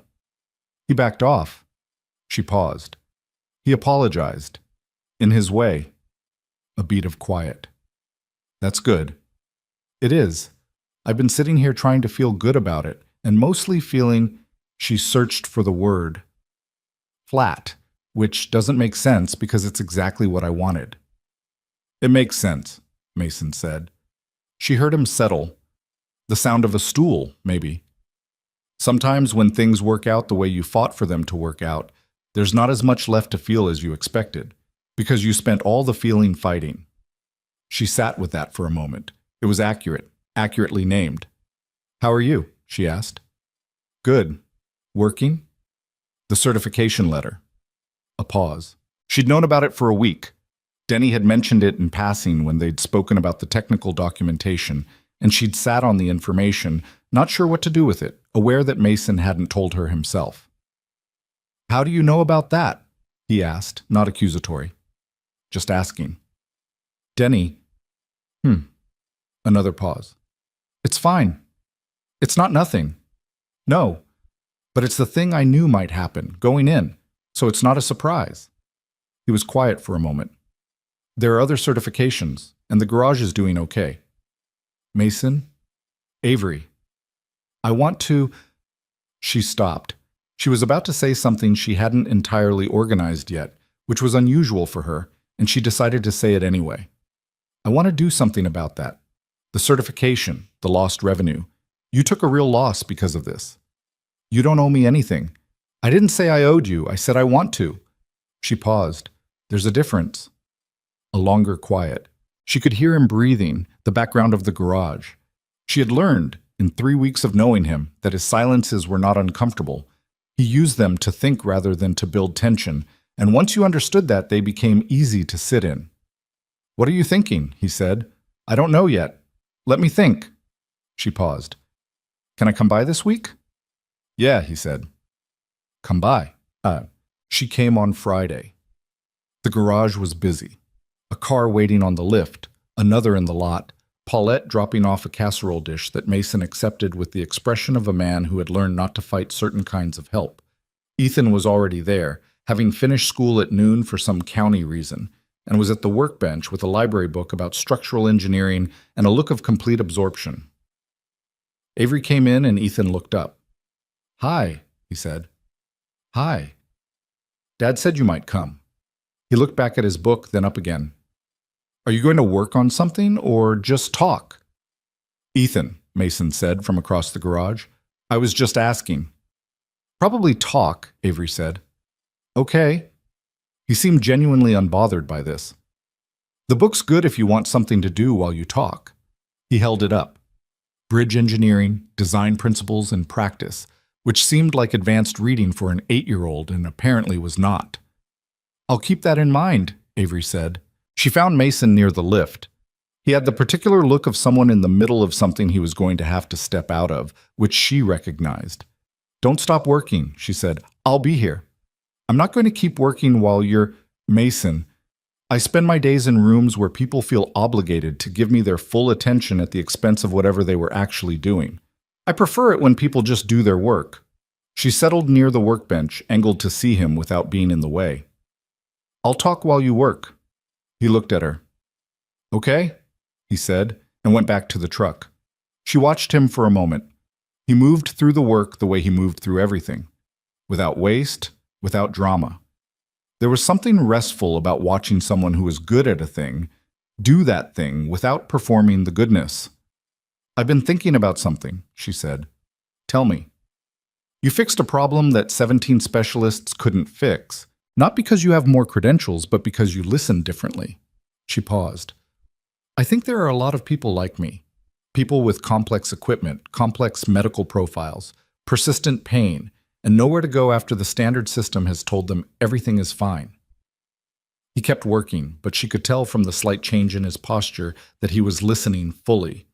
There's a gap between what rehabilitation engineers do and what you did, she continued. They design for average users, they fit for average users, and then the people who aren't average, who have asymmetries or unusual injury profiles or equipment that interacts with their body in ways nobody modeled, they're just left in that gap. Mason lowered the wrench. What are you thinking? A center, she said. Specialized mobility consultation. People who need someone to look at their equipment and their body together, not just run the diagnostics, but actually evaluate the fit the way you evaluated mine. He turned to look at her. She kept her tone deliberate. Not excited, not selling, just laying it out the way she'd been turning it over in her mind. You'd need more than one person, he said. I know. You'd need Denny. You'd need physical therapists willing to collaborate, probably a biomechanical engineer. She paused. And you'd need funding. I want to fund it. He set the wrench on the edge of the truck. Avery, I'm serious. I know you're serious. That doesn't mean that it's the right thing? She looked at him steadily. Walk me through why it isn't. He was quiet. She let him be quiet. This was, she had learned, an important part of the process with him. He didn't dismiss things, but he needed to actually think through them before he responded. And if you pushed during the thinking, he'd pull back. I know how to fix engines, he said finally, and I figured out one chair. That's different from running a medical consultation center. You don't run it alone. You find the right people and you build the team. She paused. You're good at the thing that nobody else was doing. The listening, the observing, the willingness to believe the person who's in pain. That's the center of it. Everything else can be built around it. He looked at the truck, then at his hands, then at Avery. Where would it be? He said. And something in the quality of the question, the fact that it was logistical rather than resistant, told her that the door had opened. That's negotiable, she said. Somewhere with enough space, accessible. Not too far from where you are because Ethan's school shouldn't move. She paused. I've been looking at properties. You've been looking at properties, he repeated, with the expression of someone who has just learned the conversation was further along than they realized. I think about problems until they're solved, she said. That's how I work. I know, he said. There was a sound from the workbench. Ethan, without looking up from his book. She looked at one on Carpenter Road. I saw it on her tablet last time she was here. They both looked at him. What? He said. I have good peripheral vision. Mason looked at Avery. Avery looked at Mason. Carpenter Road is 12 minutes from the school, Ethan said, turning a page. Just so you know. It took another 2 weeks before the conversation had enough shape to be called a plan. Those 2 weeks had their own texture. The usual complications of real things, unlike the cleaner narrative of decisions made and immediately executed. Mason talked to Denny, who said he was too old and too retired to commit to a full-time role, and then spent 40 minutes discussing what the equipment layout would need to look like, which Denny would later claim was a separate conversation. Mason talked to a physical therapist named Greta Osei, who ran her own small practice 20 minutes away and had been quietly frustrated for years by the gap that Avery had named, the one between what her patients reported and what the equipment evaluations confirmed. She listened to Mason explain the idea over the phone, asked 4 specific questions, and said she needed to think about it. She called back the next morning with more questions. He took that as interest. Avery handled the financial architecture the way she handled everything in her professional life, with precise and thorough attention. She structured the funding as a foundation rather than a for-profit entity, which had its own advantages and complications that Claire Sue helped navigate. She was clear with Mason from the beginning. This was not charity. It was not payment for what he'd done for her, and she would not be treating it as either. It was an investment in a real gap she'd identified, with a person she believed could address it. I'm going to need you to sign things, she told him one afternoon. I've never signed this many things in my life. You're starting a nonprofit medical consultation center. There are forms. How many forms? A number that will surprise you. She said it without apology. Renata will help you through them. He looked at her. Your assistant is going to help me fill out my paperwork. She offered. I didn't ask her to. Avery paused. People tend to want to help with this. I've noticed that about it. He was quiet for a moment.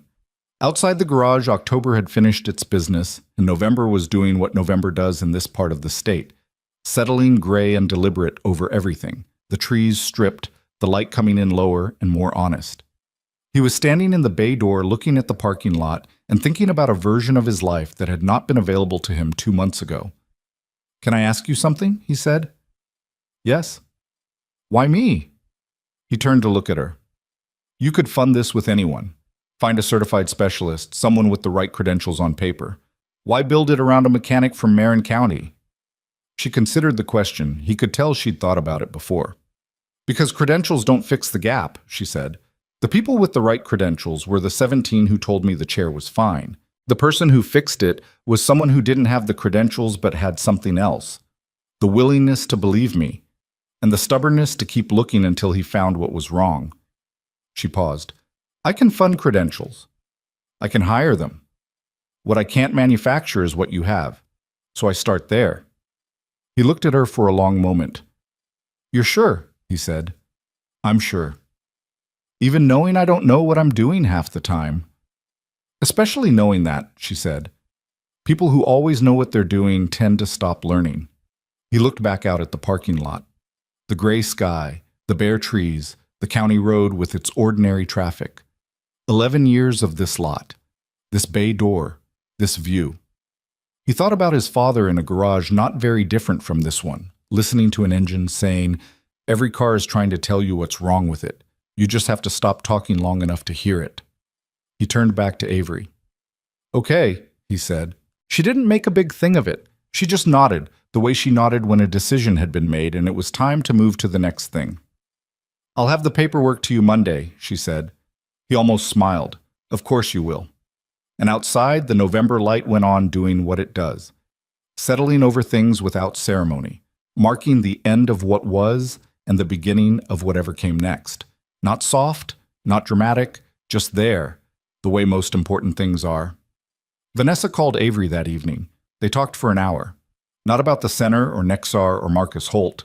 Not about any of the things that had been the texture of their lives for months. They talked about things they hadn't talked about in a long time. Old things. Memories with no agenda. The peculiar, specific language that only exists between sisters. At one point, Vanessa said, "I didn't see how bad it had gotten for you." The silence that followed was not uncomfortable. It was the kind that holds something important. "I know," Avery said. "I didn't tell you all of it." "You should have." "I should have." A pause. "We're both better at managing things than we are at asking for help." Vanessa was quiet for a moment. "I'm working on it." "Me too," Avery said. Apparently, the center opened on a Thursday in late February. Not with a ribbon cutting or a press release. Avery had suggested both, and Mason had declined both, which had led to a negotiation that ended with a small gathering of about 30 people and a sign on the door that said Marin Mobility Consultation Center in plain letters that Ethan had helped pick the font for, because he had opinions about fonts, apparently, and those opinions were more considered than Mason had expected. The building on Carpenter Road was a converted medical office. Single-story, wide doorways, parking lot that had been resurfaced and properly graded before they moved in. Nothing glamorous. Functional, clean, with good lighting because Avery had insisted on the lighting and Mason had quickly understood why. There were 2 consultation rooms, a workshop space at the back that Denny had spent 3 weeks organizing with the specific intensity of someone setting up an operating theater, and a front area with seating that was comfortable and didn't treat the people sitting in it like they were waiting for something bad. Mason had argued for keeping the garage open. Avery hadn't fought him on it. She'd said from the beginning that the garage was his, the center was something they were building together, and those were 2 different things. So Reed's garage stayed open Tuesday through Saturday, and the center operated Monday, Wednesday, Friday, with Thursday as flex depending on what the schedule needed. It was a lot of hours. He was tired in a way he hadn't been before, a productive tired that felt different from the tired of just getting by. Greta Ose came on board as the PT collaborator, part-time at first, with an agreement that would expand as the caseload did. She was 52, direct, funny when she chose to be, and had an impressive low tolerance for the kind of institutional language that substitutes process for actual thinking. She and Denny had developed, within about 4 days of working together, the specific rapport of 2 people who argued constantly about technical details and agreed on everything that actually mattered. Mason found this both efficient and occasionally exhausting. The first client arrived on the center's first day, a 47-year-old man named Robert Chu, no relation to Sandra, who had been using a power chair for 3 years and had been reporting back pain for 18 months. His equipment had been evaluated twice, within specification. Mason recognized the phrase the way you recognize a word in a foreign language you're still learning, with a particular alertness. He spent 2 hours with Robert, not running diagnostics, talking first, asking about his day, his routine, how long he used the chair before the pain started, what activities he'd stopped doing when he'd last had a day without pain. Robert answered with the cautiousness of someone who had told this story before and been returned to sender. Mason listened with the attention he'd developed over 11 years of listening to engines. The specific skill of hearing not just what was said, but what was also true. Then he looked at the chair, then at Robert in the chair. Then he called Greta in. By end of day, they had a working hypothesis and a modification plan. Not the same solution as Avery's. The problem was different. The person was different. The chair was a different manufacturer with a different design philosophy. But the underlying shape of the issue was familiar. Equipment that was technically correct and functionally wrong for the specific human using it. Robert left the center at 4:30. Before he went, he stood in the doorway. He could walk short distances and looked back at Mason. "Nobody's asked me all those questions before," he said. "Somebody should have," Mason said. "Yeah." Robert looked at the floor briefly. "Yeah, they should have." He said it without bitterness, just as a fact that he decided to set down now that he didn't need to carry it anymore. After he left, Mason sat in the consultation room for a few minutes alone. He was thinking about the note Avery had written 3 months ago and hidden in the back of her binder. "I just need someone to believe me." He was thinking about what it costs a person to need that for 8 months and not get it. And he was thinking about Robert in the doorway, saying nobody's asked me all those questions before, and how those 2 things were made of the same material. He sat with that for a while. Then he went back to work. By April, they had seen 23 clients. 14 had left with modifications or recalibrations. 6 were in ongoing consultation. 3 had been referred to additional specialists, not dismissed, not handed off, but connected to the right people with full documentation of what the center had found. 2 of those referrals had already resulted in diagnoses that had been missed during previous care. Word traveled the way word travels when something works, quietly at first, then faster. A physical therapist in the next county referred a client. A neurologist who'd heard about the Nexar situation through Sandra Chu's professional network reached out to ask questions about the center's methodology. A disability advocacy organization in the state capital sent an email that Avery flagged and said needed a thoughtful response, which it got. The Nexar protocol change, the 60-day patient report threshold requiring human clinical review, went into effect in March. Mason read about it in a brief industry newsletter that Denny forwarded with no comment.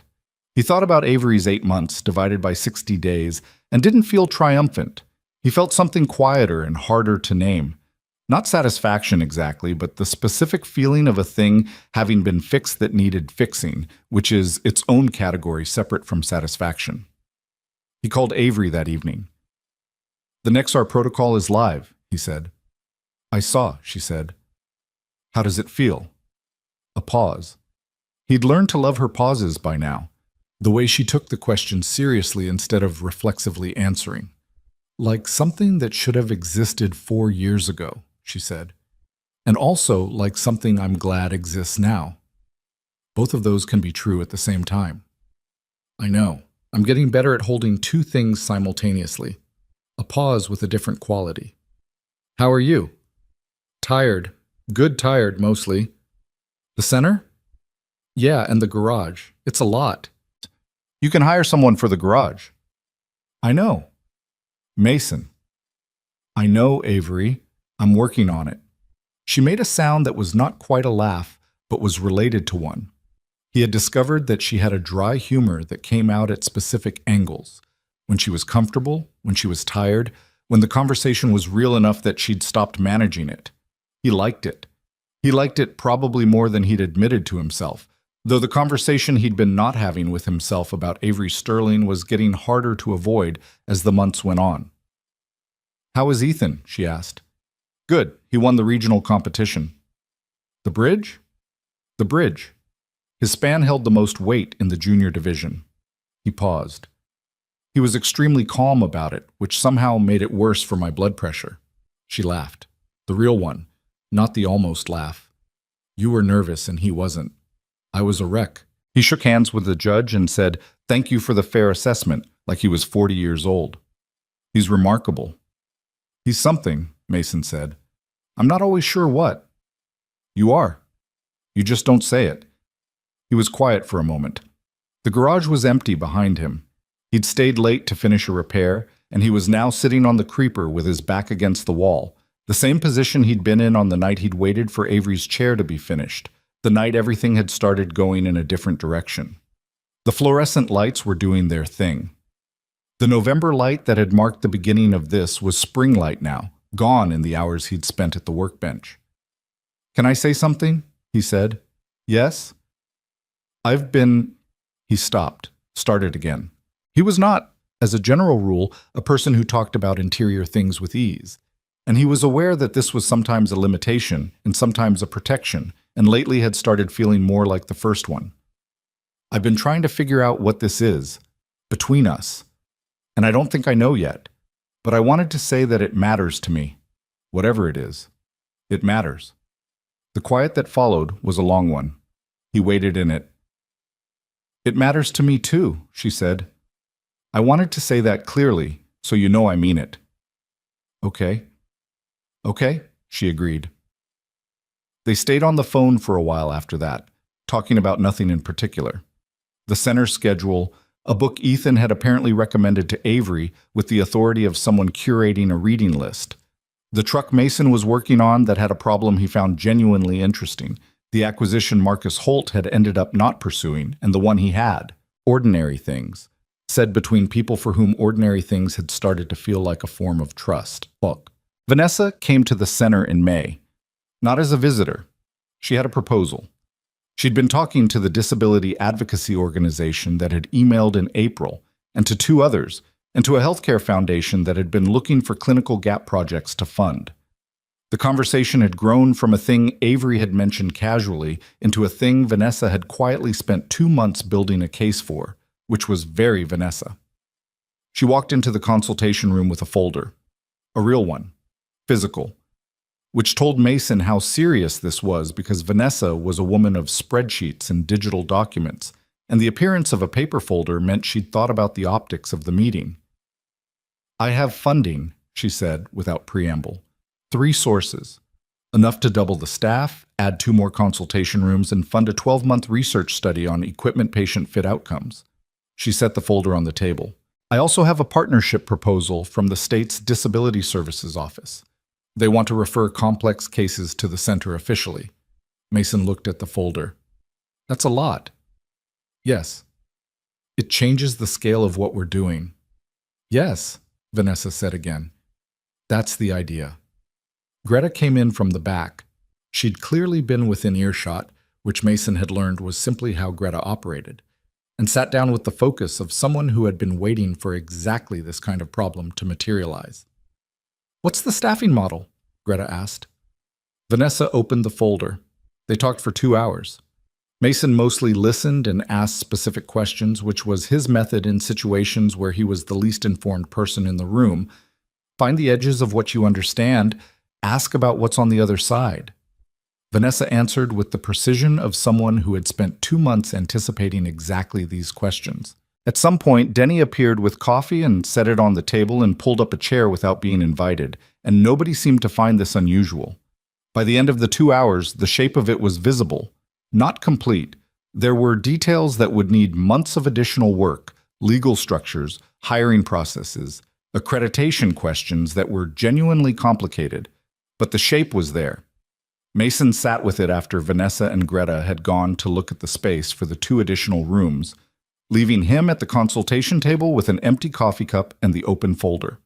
He thought about October, the black SUV in his lot, the way the ramp came down, the sound from the motor housing that nobody else had thought to listen for. He thought about his father's hands and the particular patience that had been his father's most consistent quality, the willingness to sit with a problem until it told you what it was, without forcing it, without deciding in advance what you'd find.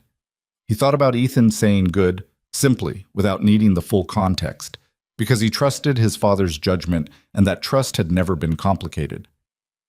He thought about Avery's note, hidden in the back of a binder, folded twice, written with the pressure of someone who had run out of visible places to put the truth. The thing about being ignored, the real thing, the thing that the clinical language never quite captures, is that it doesn't just hurt, it unmakes you. Slowly. It takes the evidence of your own experience and keeps returning it marked insufficient until you begin to wonder if the evidence is real, if your body can be trusted, if what you know is actually true. 17 people had, collectively, been unmaking Avery Sterling. Not with cruelty, with good diagnostic tools and professional confidence and the honest belief that the numbers told the whole story. The numbers never tell the whole story. Mason had known this about engines his whole life. Somehow, it had taken until October for him to understand it applied to people too, or more precisely, to people in the machinery that supported them. He got up, put the folder on the desk, and went to find Vanessa. The research study launched in September. The lead researcher was a biomechanical engineer from the State University named Dr. Priya Mehta, who had spent her career studying equipment user interaction and had a publication list that Denny had reviewed and described as legitimately impressive, which means a lot coming from me. She brought 2 graduate students and a methodology that was rigorous enough to produce publishable results and practical enough to be useful to the people doing the actual consultation work. The study's focus was the gap, the specific documentable gap between equipment diagnostics and user-reported outcomes. 12 months of data collection. Every client who came through the center was offered enrollment. Participation was voluntary and clearly explained by Greta, who had a particular gift for informed consent conversations that felt human rather than procedural. By the 3rd month, the data was already telling a story. 73% of enrolled clients had prior diagnostic records showing equipment within specification. 68% of those clients reported symptom resolution or significant improvement following center intervention. The correlation was, in Dr. Mehta's careful academic language, strongly suggestive of a systematic gap in standard diagnostic methodology. In plain language, the standard tools were missing real problems at a rate that was not random noise. It was a pattern, and the pattern had a cost, measured in pain, in lost function, in the shrinking of lives that happened when the equipment supposed to expand your world was quietly, precisely, making it smaller instead. Mason sat with Dr. Mehta's monthly reports in the same way he sat with everything he needed to understand, carefully, without rushing, reading past the language to what the numbers were actually saying. He was not a researcher. He was not going to pretend to be. But he knew how to ask the right questions, and he knew how to recognize when data matched what he'd felt in his hands. It matched. Avery came to the center on a Tuesday in October, exactly 1 year, almost to the week, from the morning she'd arrived at Reed's garage with Vanessa and the black SUV and the chair that hurt. She didn't announce it as an anniversary. She just came in with coffee, 2 cups, from the place 3 blocks away that Mason had mentioned once and she'd remembered, and found him in the consultation room reviewing a case file. He looked up, took the coffee. "Thank you." She settled across from him. The chair, her chair, the one that had been recalibrated in his garage at midnight, the one that had not hurt her since, moved with the ease of something finally doing exactly what it was meant to do. "I was thinking about this morning last year," she said, "when you came to the garage. When I came to the garage." She looked at the coffee cup.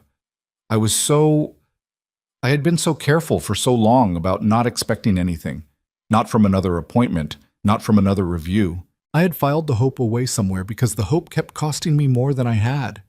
She paused. "I was expecting you to look at the chair and tell me everything was fine. You didn't show it." "I know. I'd gotten good at not showing it." She looked at him. "When did you know that something was actually wrong?" "When I heard the motor," he said, 30 seconds into looking at it. She nodded slowly. "And you didn't say anything yet." "I needed to be sure first. Saying something before you're sure." He paused. "It's a different kind of dismissal, raising someone's hopes and then not delivering. I'd rather be certain." She was quiet for a moment. "That's a very specific form of care," she said. "The restraint part." He looked at her. "Is that good or bad?" "It's what I needed," she said. "So it was good." She set down her coffee cup. "Vanessa called me this morning, early." "About what?" "She wanted to talk about the center, and also—" She hesitated, which was unusual enough that Mason paid closer attention. "She wanted to say something she'd been holding for a while. She said—" Avery stopped, started again. "She said that she'd spent the last 4 years managing my life from the outside, making calls, sitting in appointments, coordinating everything. And she thought she was doing it right because she was doing everything she could think of to do." Mason waited. "And she said she realized, watching what happened with the chair and with the center, that she'd been managing everything except the thing I actually needed most, which was someone to tell me my experience was real." Avery's voice was even, but there was something beneath it. Not fragility, but the quality of something that had been held for a long time and was being set down. "She said she was sorry, that she had been so focused on fixing things that she forgot to believe me." The room was quiet. "What did you say?" Mason asked. "I said I didn't need the apology." She paused. "That's not quite right. I said I understood why it happened. That we're both people who solve problems. That sometimes the solving is easier than the sitting with someone in what's not yet solved." She looked at the window. "We're working on it, both of us." Mason thought about Vanessa in the doorway of his garage on the Thursday of the Nexar meeting, saying 17 people over 8 months with a voice he hadn't heard from her before. The armored sister, meeting the thing she'd been armored against. "She's a good person," he said. "She is," Avery agreed. "She's also extremely difficult to argue with, which I say as someone who's tried." He smiled. "So are you." "I know." She said it without apology. "It runs in the family." They sat for a while. The center's sounds moved around them. Greta in the other consultation room, a conversation, the workshop sounds from the back where Denny was doing something with a calibration rig he'd built himself over the summer. The ordinary sounds of a place that was doing something real. "Can I tell you something?" Avery said. "Yeah. Coming back to my life, functionally, I mean. Being able to work full days, go to things I'd stopped going to, think clearly without the constant management of the pain in the background." She paused. "It took a while to adjust to. You'd think you'd just be grateful, and I am. But there's also this period of recalibration, of remembering who you were before you started shrinking around the pain." Mason said nothing. He was listening. "I'd given up things," she said. "Small things, mostly. A morning run I'd done for years, adapted to a different form after the injury, and then stopped altogether because the chair pain made mornings so difficult. Certain clients I'd stopped meeting in person. A community board I'd resigned from because the evening hours felt like too much." She looked at her hands. "Getting those things back isn't as simple as just doing them again. You have to relearn that you're allowed to." "Are you?" he asked. "Getting them back?" "Slowly, yes." She looked up. "I went back to the board in August. First meeting, I showed up and someone said, 'We're so glad you're back,' and I had to sit with that for a second because part of me expected them to have a different reaction, expected to have to prove that I should be there." She paused. "That reflex, the defensive one, takes a while to stop." "It probably doesn't fully stop," Mason said. "You just get faster at catching it." She looked at him. "Is that from experience?"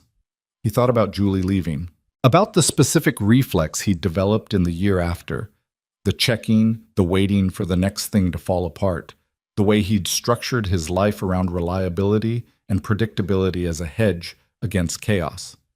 He was aware he still had versions of that reflex. He was aware he'd gotten faster at catching it. "Yeah," he said, "a little."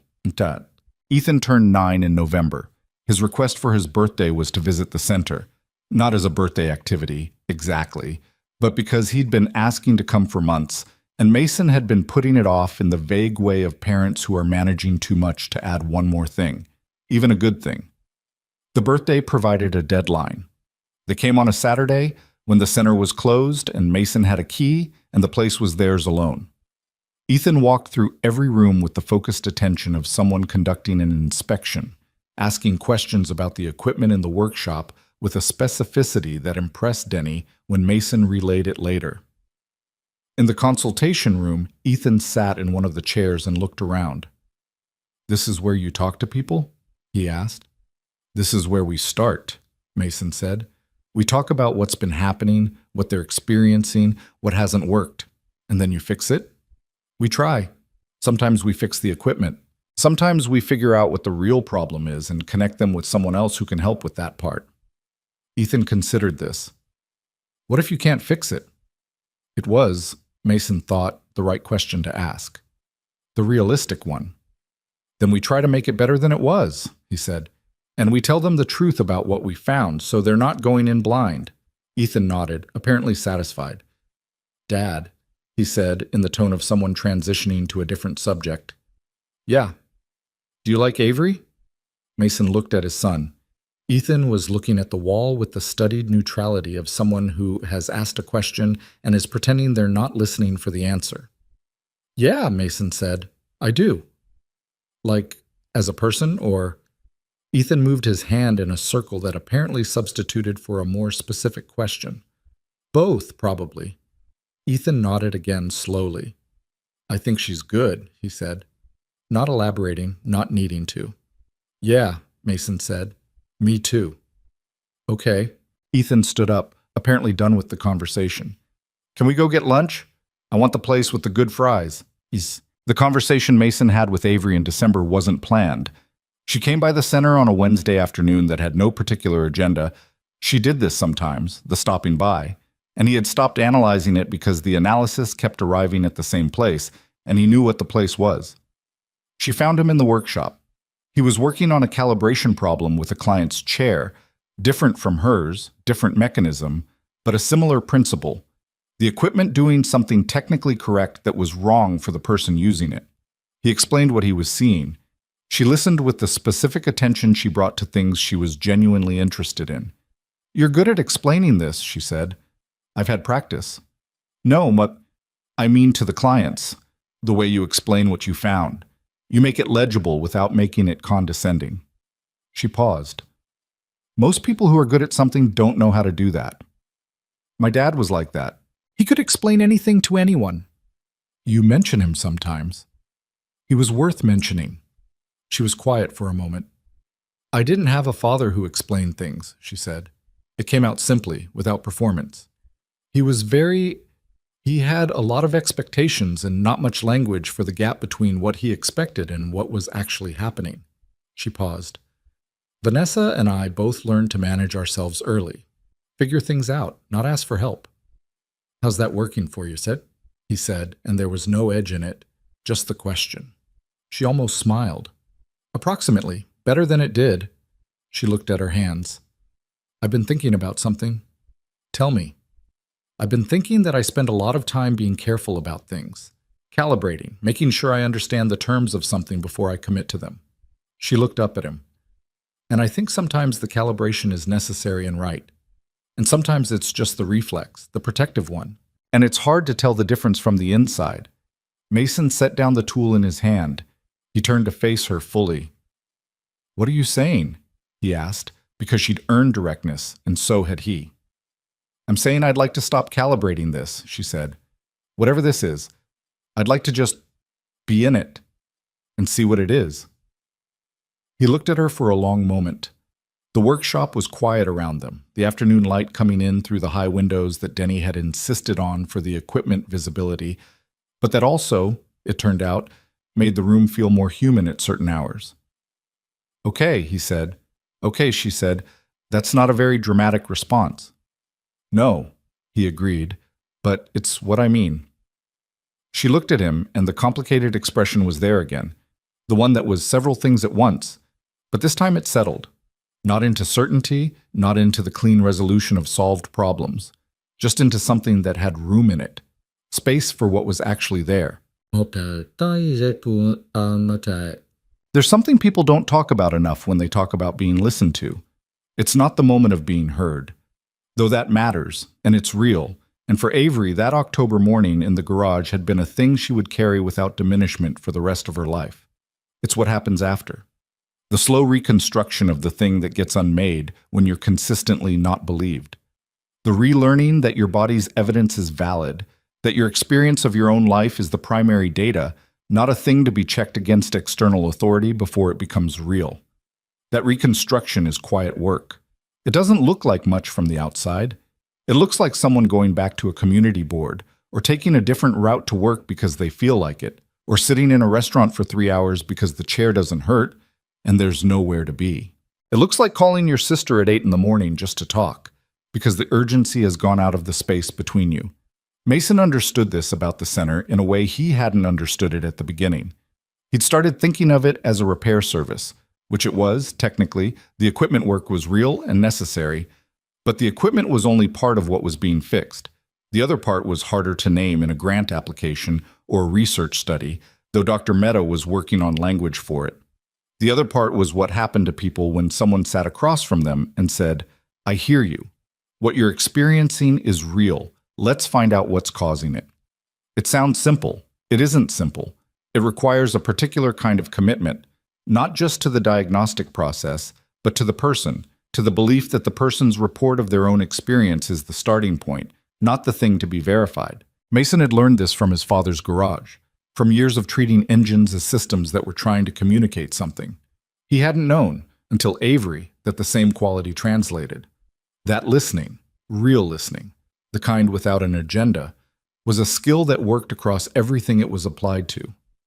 He thought about this sometimes in the small hours, when the garage was quiet and the center's files were on his desk and Ethan was asleep, and the life that had been available to him 6 months ago was visibly different from the life available now. He thought about how close he'd come to not stopping, to looking at the black SUV in his lot and the expensive chair and thinking, not my area, not my problem. He'd almost said exactly that. The words had been in his mouth. He hadn't said them because of a sound, a faint mechanical asymmetry in a motor housing that nobody else had thought to listen for. There was something in that, something worth sitting with.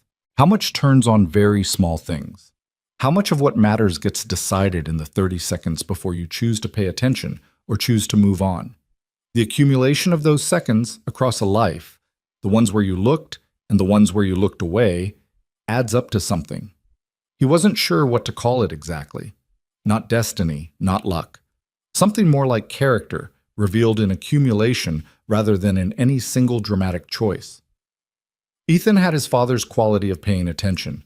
Mason had noticed this with the particular mixture of pride and anxiety that parents feel when they see themselves clearly in their children. The kid noticed things. He asked about them. He didn't look away from what was uncomfortable when looking at it was more useful than not. He was going to be okay, this kid. More than okay. He was going to be exactly himself, which was already considerable. The first year's data from Dr. Mehta's study was published in a peer-reviewed journal in January.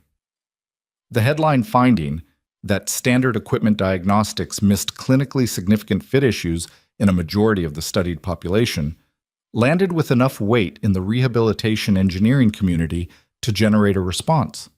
Some of it was defensive, some of it was thoughtful. A conference panel was organized. Denny was invited to present and did so with the specific energy of someone who has been waiting their entire career to say something and has now been given a microphone. Nexar reached out in February, not through legal channels but directly, Sandra Chu calling Avery's phone, asking if she would be willing to consult on their new patient escalation protocol. Avery said she'd have to think about it. She thought about it for 3 days and then said yes, with conditions, which Claire Sue helped her draft. The conditions were accepted. The center treated its 100th client in March. Greta marked it by bringing in a cake that said 100 on it, which Ethan found when he came in after school and ate 2 pieces of while doing homework at the front desk, because he was there often enough that it had become a kind of second home, the way garages had been Mason's second home growing up. Not everything was resolved. Not everything was clean. Mason and Avery were still figuring out the shape of what they were, not rushing it, not avoiding it, but letting it be what it was while also being what it was, which is how real things tend to go when people are paying attention and not forcing the story into a form it hasn't grown into yet. Vanessa would call this insufficient resolution. She said so, once. Avery told her some things resolve in their own time and not in yours. Vanessa said that was either wisdom or avoidance. Avery said it was probably a little of both. Some days the center was too much. Some days the garage felt like the right size of life, and the center felt like something he was growing into unevenly, filling a shape that was bigger than he was comfortable with. Mason knew this about himself and let Greta and Denny carry what they were better suited to carry and tried to stay in his lane without using the lane as an excuse to not grow. Robert Chu, the first client, the man with the back pain, came back in April for a follow-up. He walked in without the particular careful movement Mason had noticed at their first meeting, the small conservation of energy that people develop when they're in chronic pain and learn to spend their body's resources carefully. He sat down, talked about how the months had gone. The pain was mostly managed, not gone, he said, because the underlying condition had its own facts that weren't going away, but manageable in a way that had given him back things he'd stopped expecting to have. He'd gone back to work. He'd started cooking again, which he'd apparently loved and abandoned somewhere in the second year of the pain. I made my mother's recipe last week, he said at one point, and then stopped. And Mason understood from the stopping that the recipe meant something specific to something lost, and he didn't push, just let it be what it was. At the end of the appointment, Robert stood to leave and then paused in the doorway. The same pause as 8 months ago, the same place. I want to ask you something, he said. Okay. When I came in the first time, you spent 2 hours just asking me questions before you touched the equipment. He paused. Why do you do it that way? Mason thought about how to answer. Because the equipment is only part of the story, he said. The person using it is the other part, and if you don't know the second part, the first part doesn't mean what you think it means. Robert nodded slowly. That seems obvious when you say it. It does, Mason agreed. It's not obvious to everyone. Robert left. Mason stood in the doorway for a moment, looking at the parking lot, at the accessible spaces properly marked, at the trees beginning their spring work along Carpenter Road. A year ago, he'd been standing in a different doorway, looking at a different lot, watching a ramp come down from a black SUV and feeling the pull of a problem he hadn't asked for. He'd spent a lot of his life not asking for things to find him. Work found him. Problems found him. The right complications at the right time. He'd learned to trust that pull, not because it was mystical, but because it was informational. The same way a sound from a motor housing was information, even when nothing on the diagnostic report flagged it. Your instincts, if you've developed them over time and kept them honest, are data. Avery was in the conference room, working. She came in on Tuesdays now, ran some of her company's business from the center because the commute made sense and because, she said when he asked, she liked the quality of attention in the building. Something about it made her think better. He was aware he was not supposed to be too pleased about this, and was pleased about it anyway. He went and knocked on the conference room door. She looked up. "Robert just left," he said. "How was he?" "Good. He cooked his mother's recipe." She understood what that meant without needing elaboration, which was one of the things about her that he kept noticing.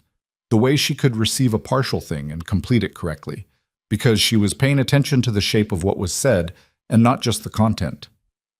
"Good," she said. He stood in the doorway. She looked at him with the directness that was simply who she was. No performance in it, no softening, no presentation. Just her, looking at him clearly. "You want coffee?" he asked. "I already have some." "I was going to get some anyway." She smiled. The real one. "Then go get it." He went. The center was doing its work around him. Greta's voice from the consultation room, Denny doing something precise and probably argumentative with the calibration equipment. The afternoon settling toward its later hours, the light on Carpenter Road going gold in the particular way of early spring, when the world is doing something you can feel before you can see it. He made the coffee. He thought about nothing in particular and everything at once. He thought about a father's hands and a son's certainty and a woman's note hidden in the back of a binder because she had run out of places to put the truth. He thought about the sound in the motor housing, the small wrongness that nobody else had heard, the 30 seconds in which he decided to pay attention. He poured the coffee, carried it back. Some things begin with the willingness to listen, not with expertise or credentials or the right equipment, though those matter and they help. But before any of that, before the tools and the methodology and the formal process, there is always the moment of choice, the moment when you can walk away from the difficult thing or you can stay and hear it out. Mason Reed had stayed. Everything that followed was what staying looked like, unfolding day by day into a life that was harder and fuller and more worth the trouble than the one he'd had before. Not perfect. Not without its costs or complications, or the occasional morning where it felt like too much.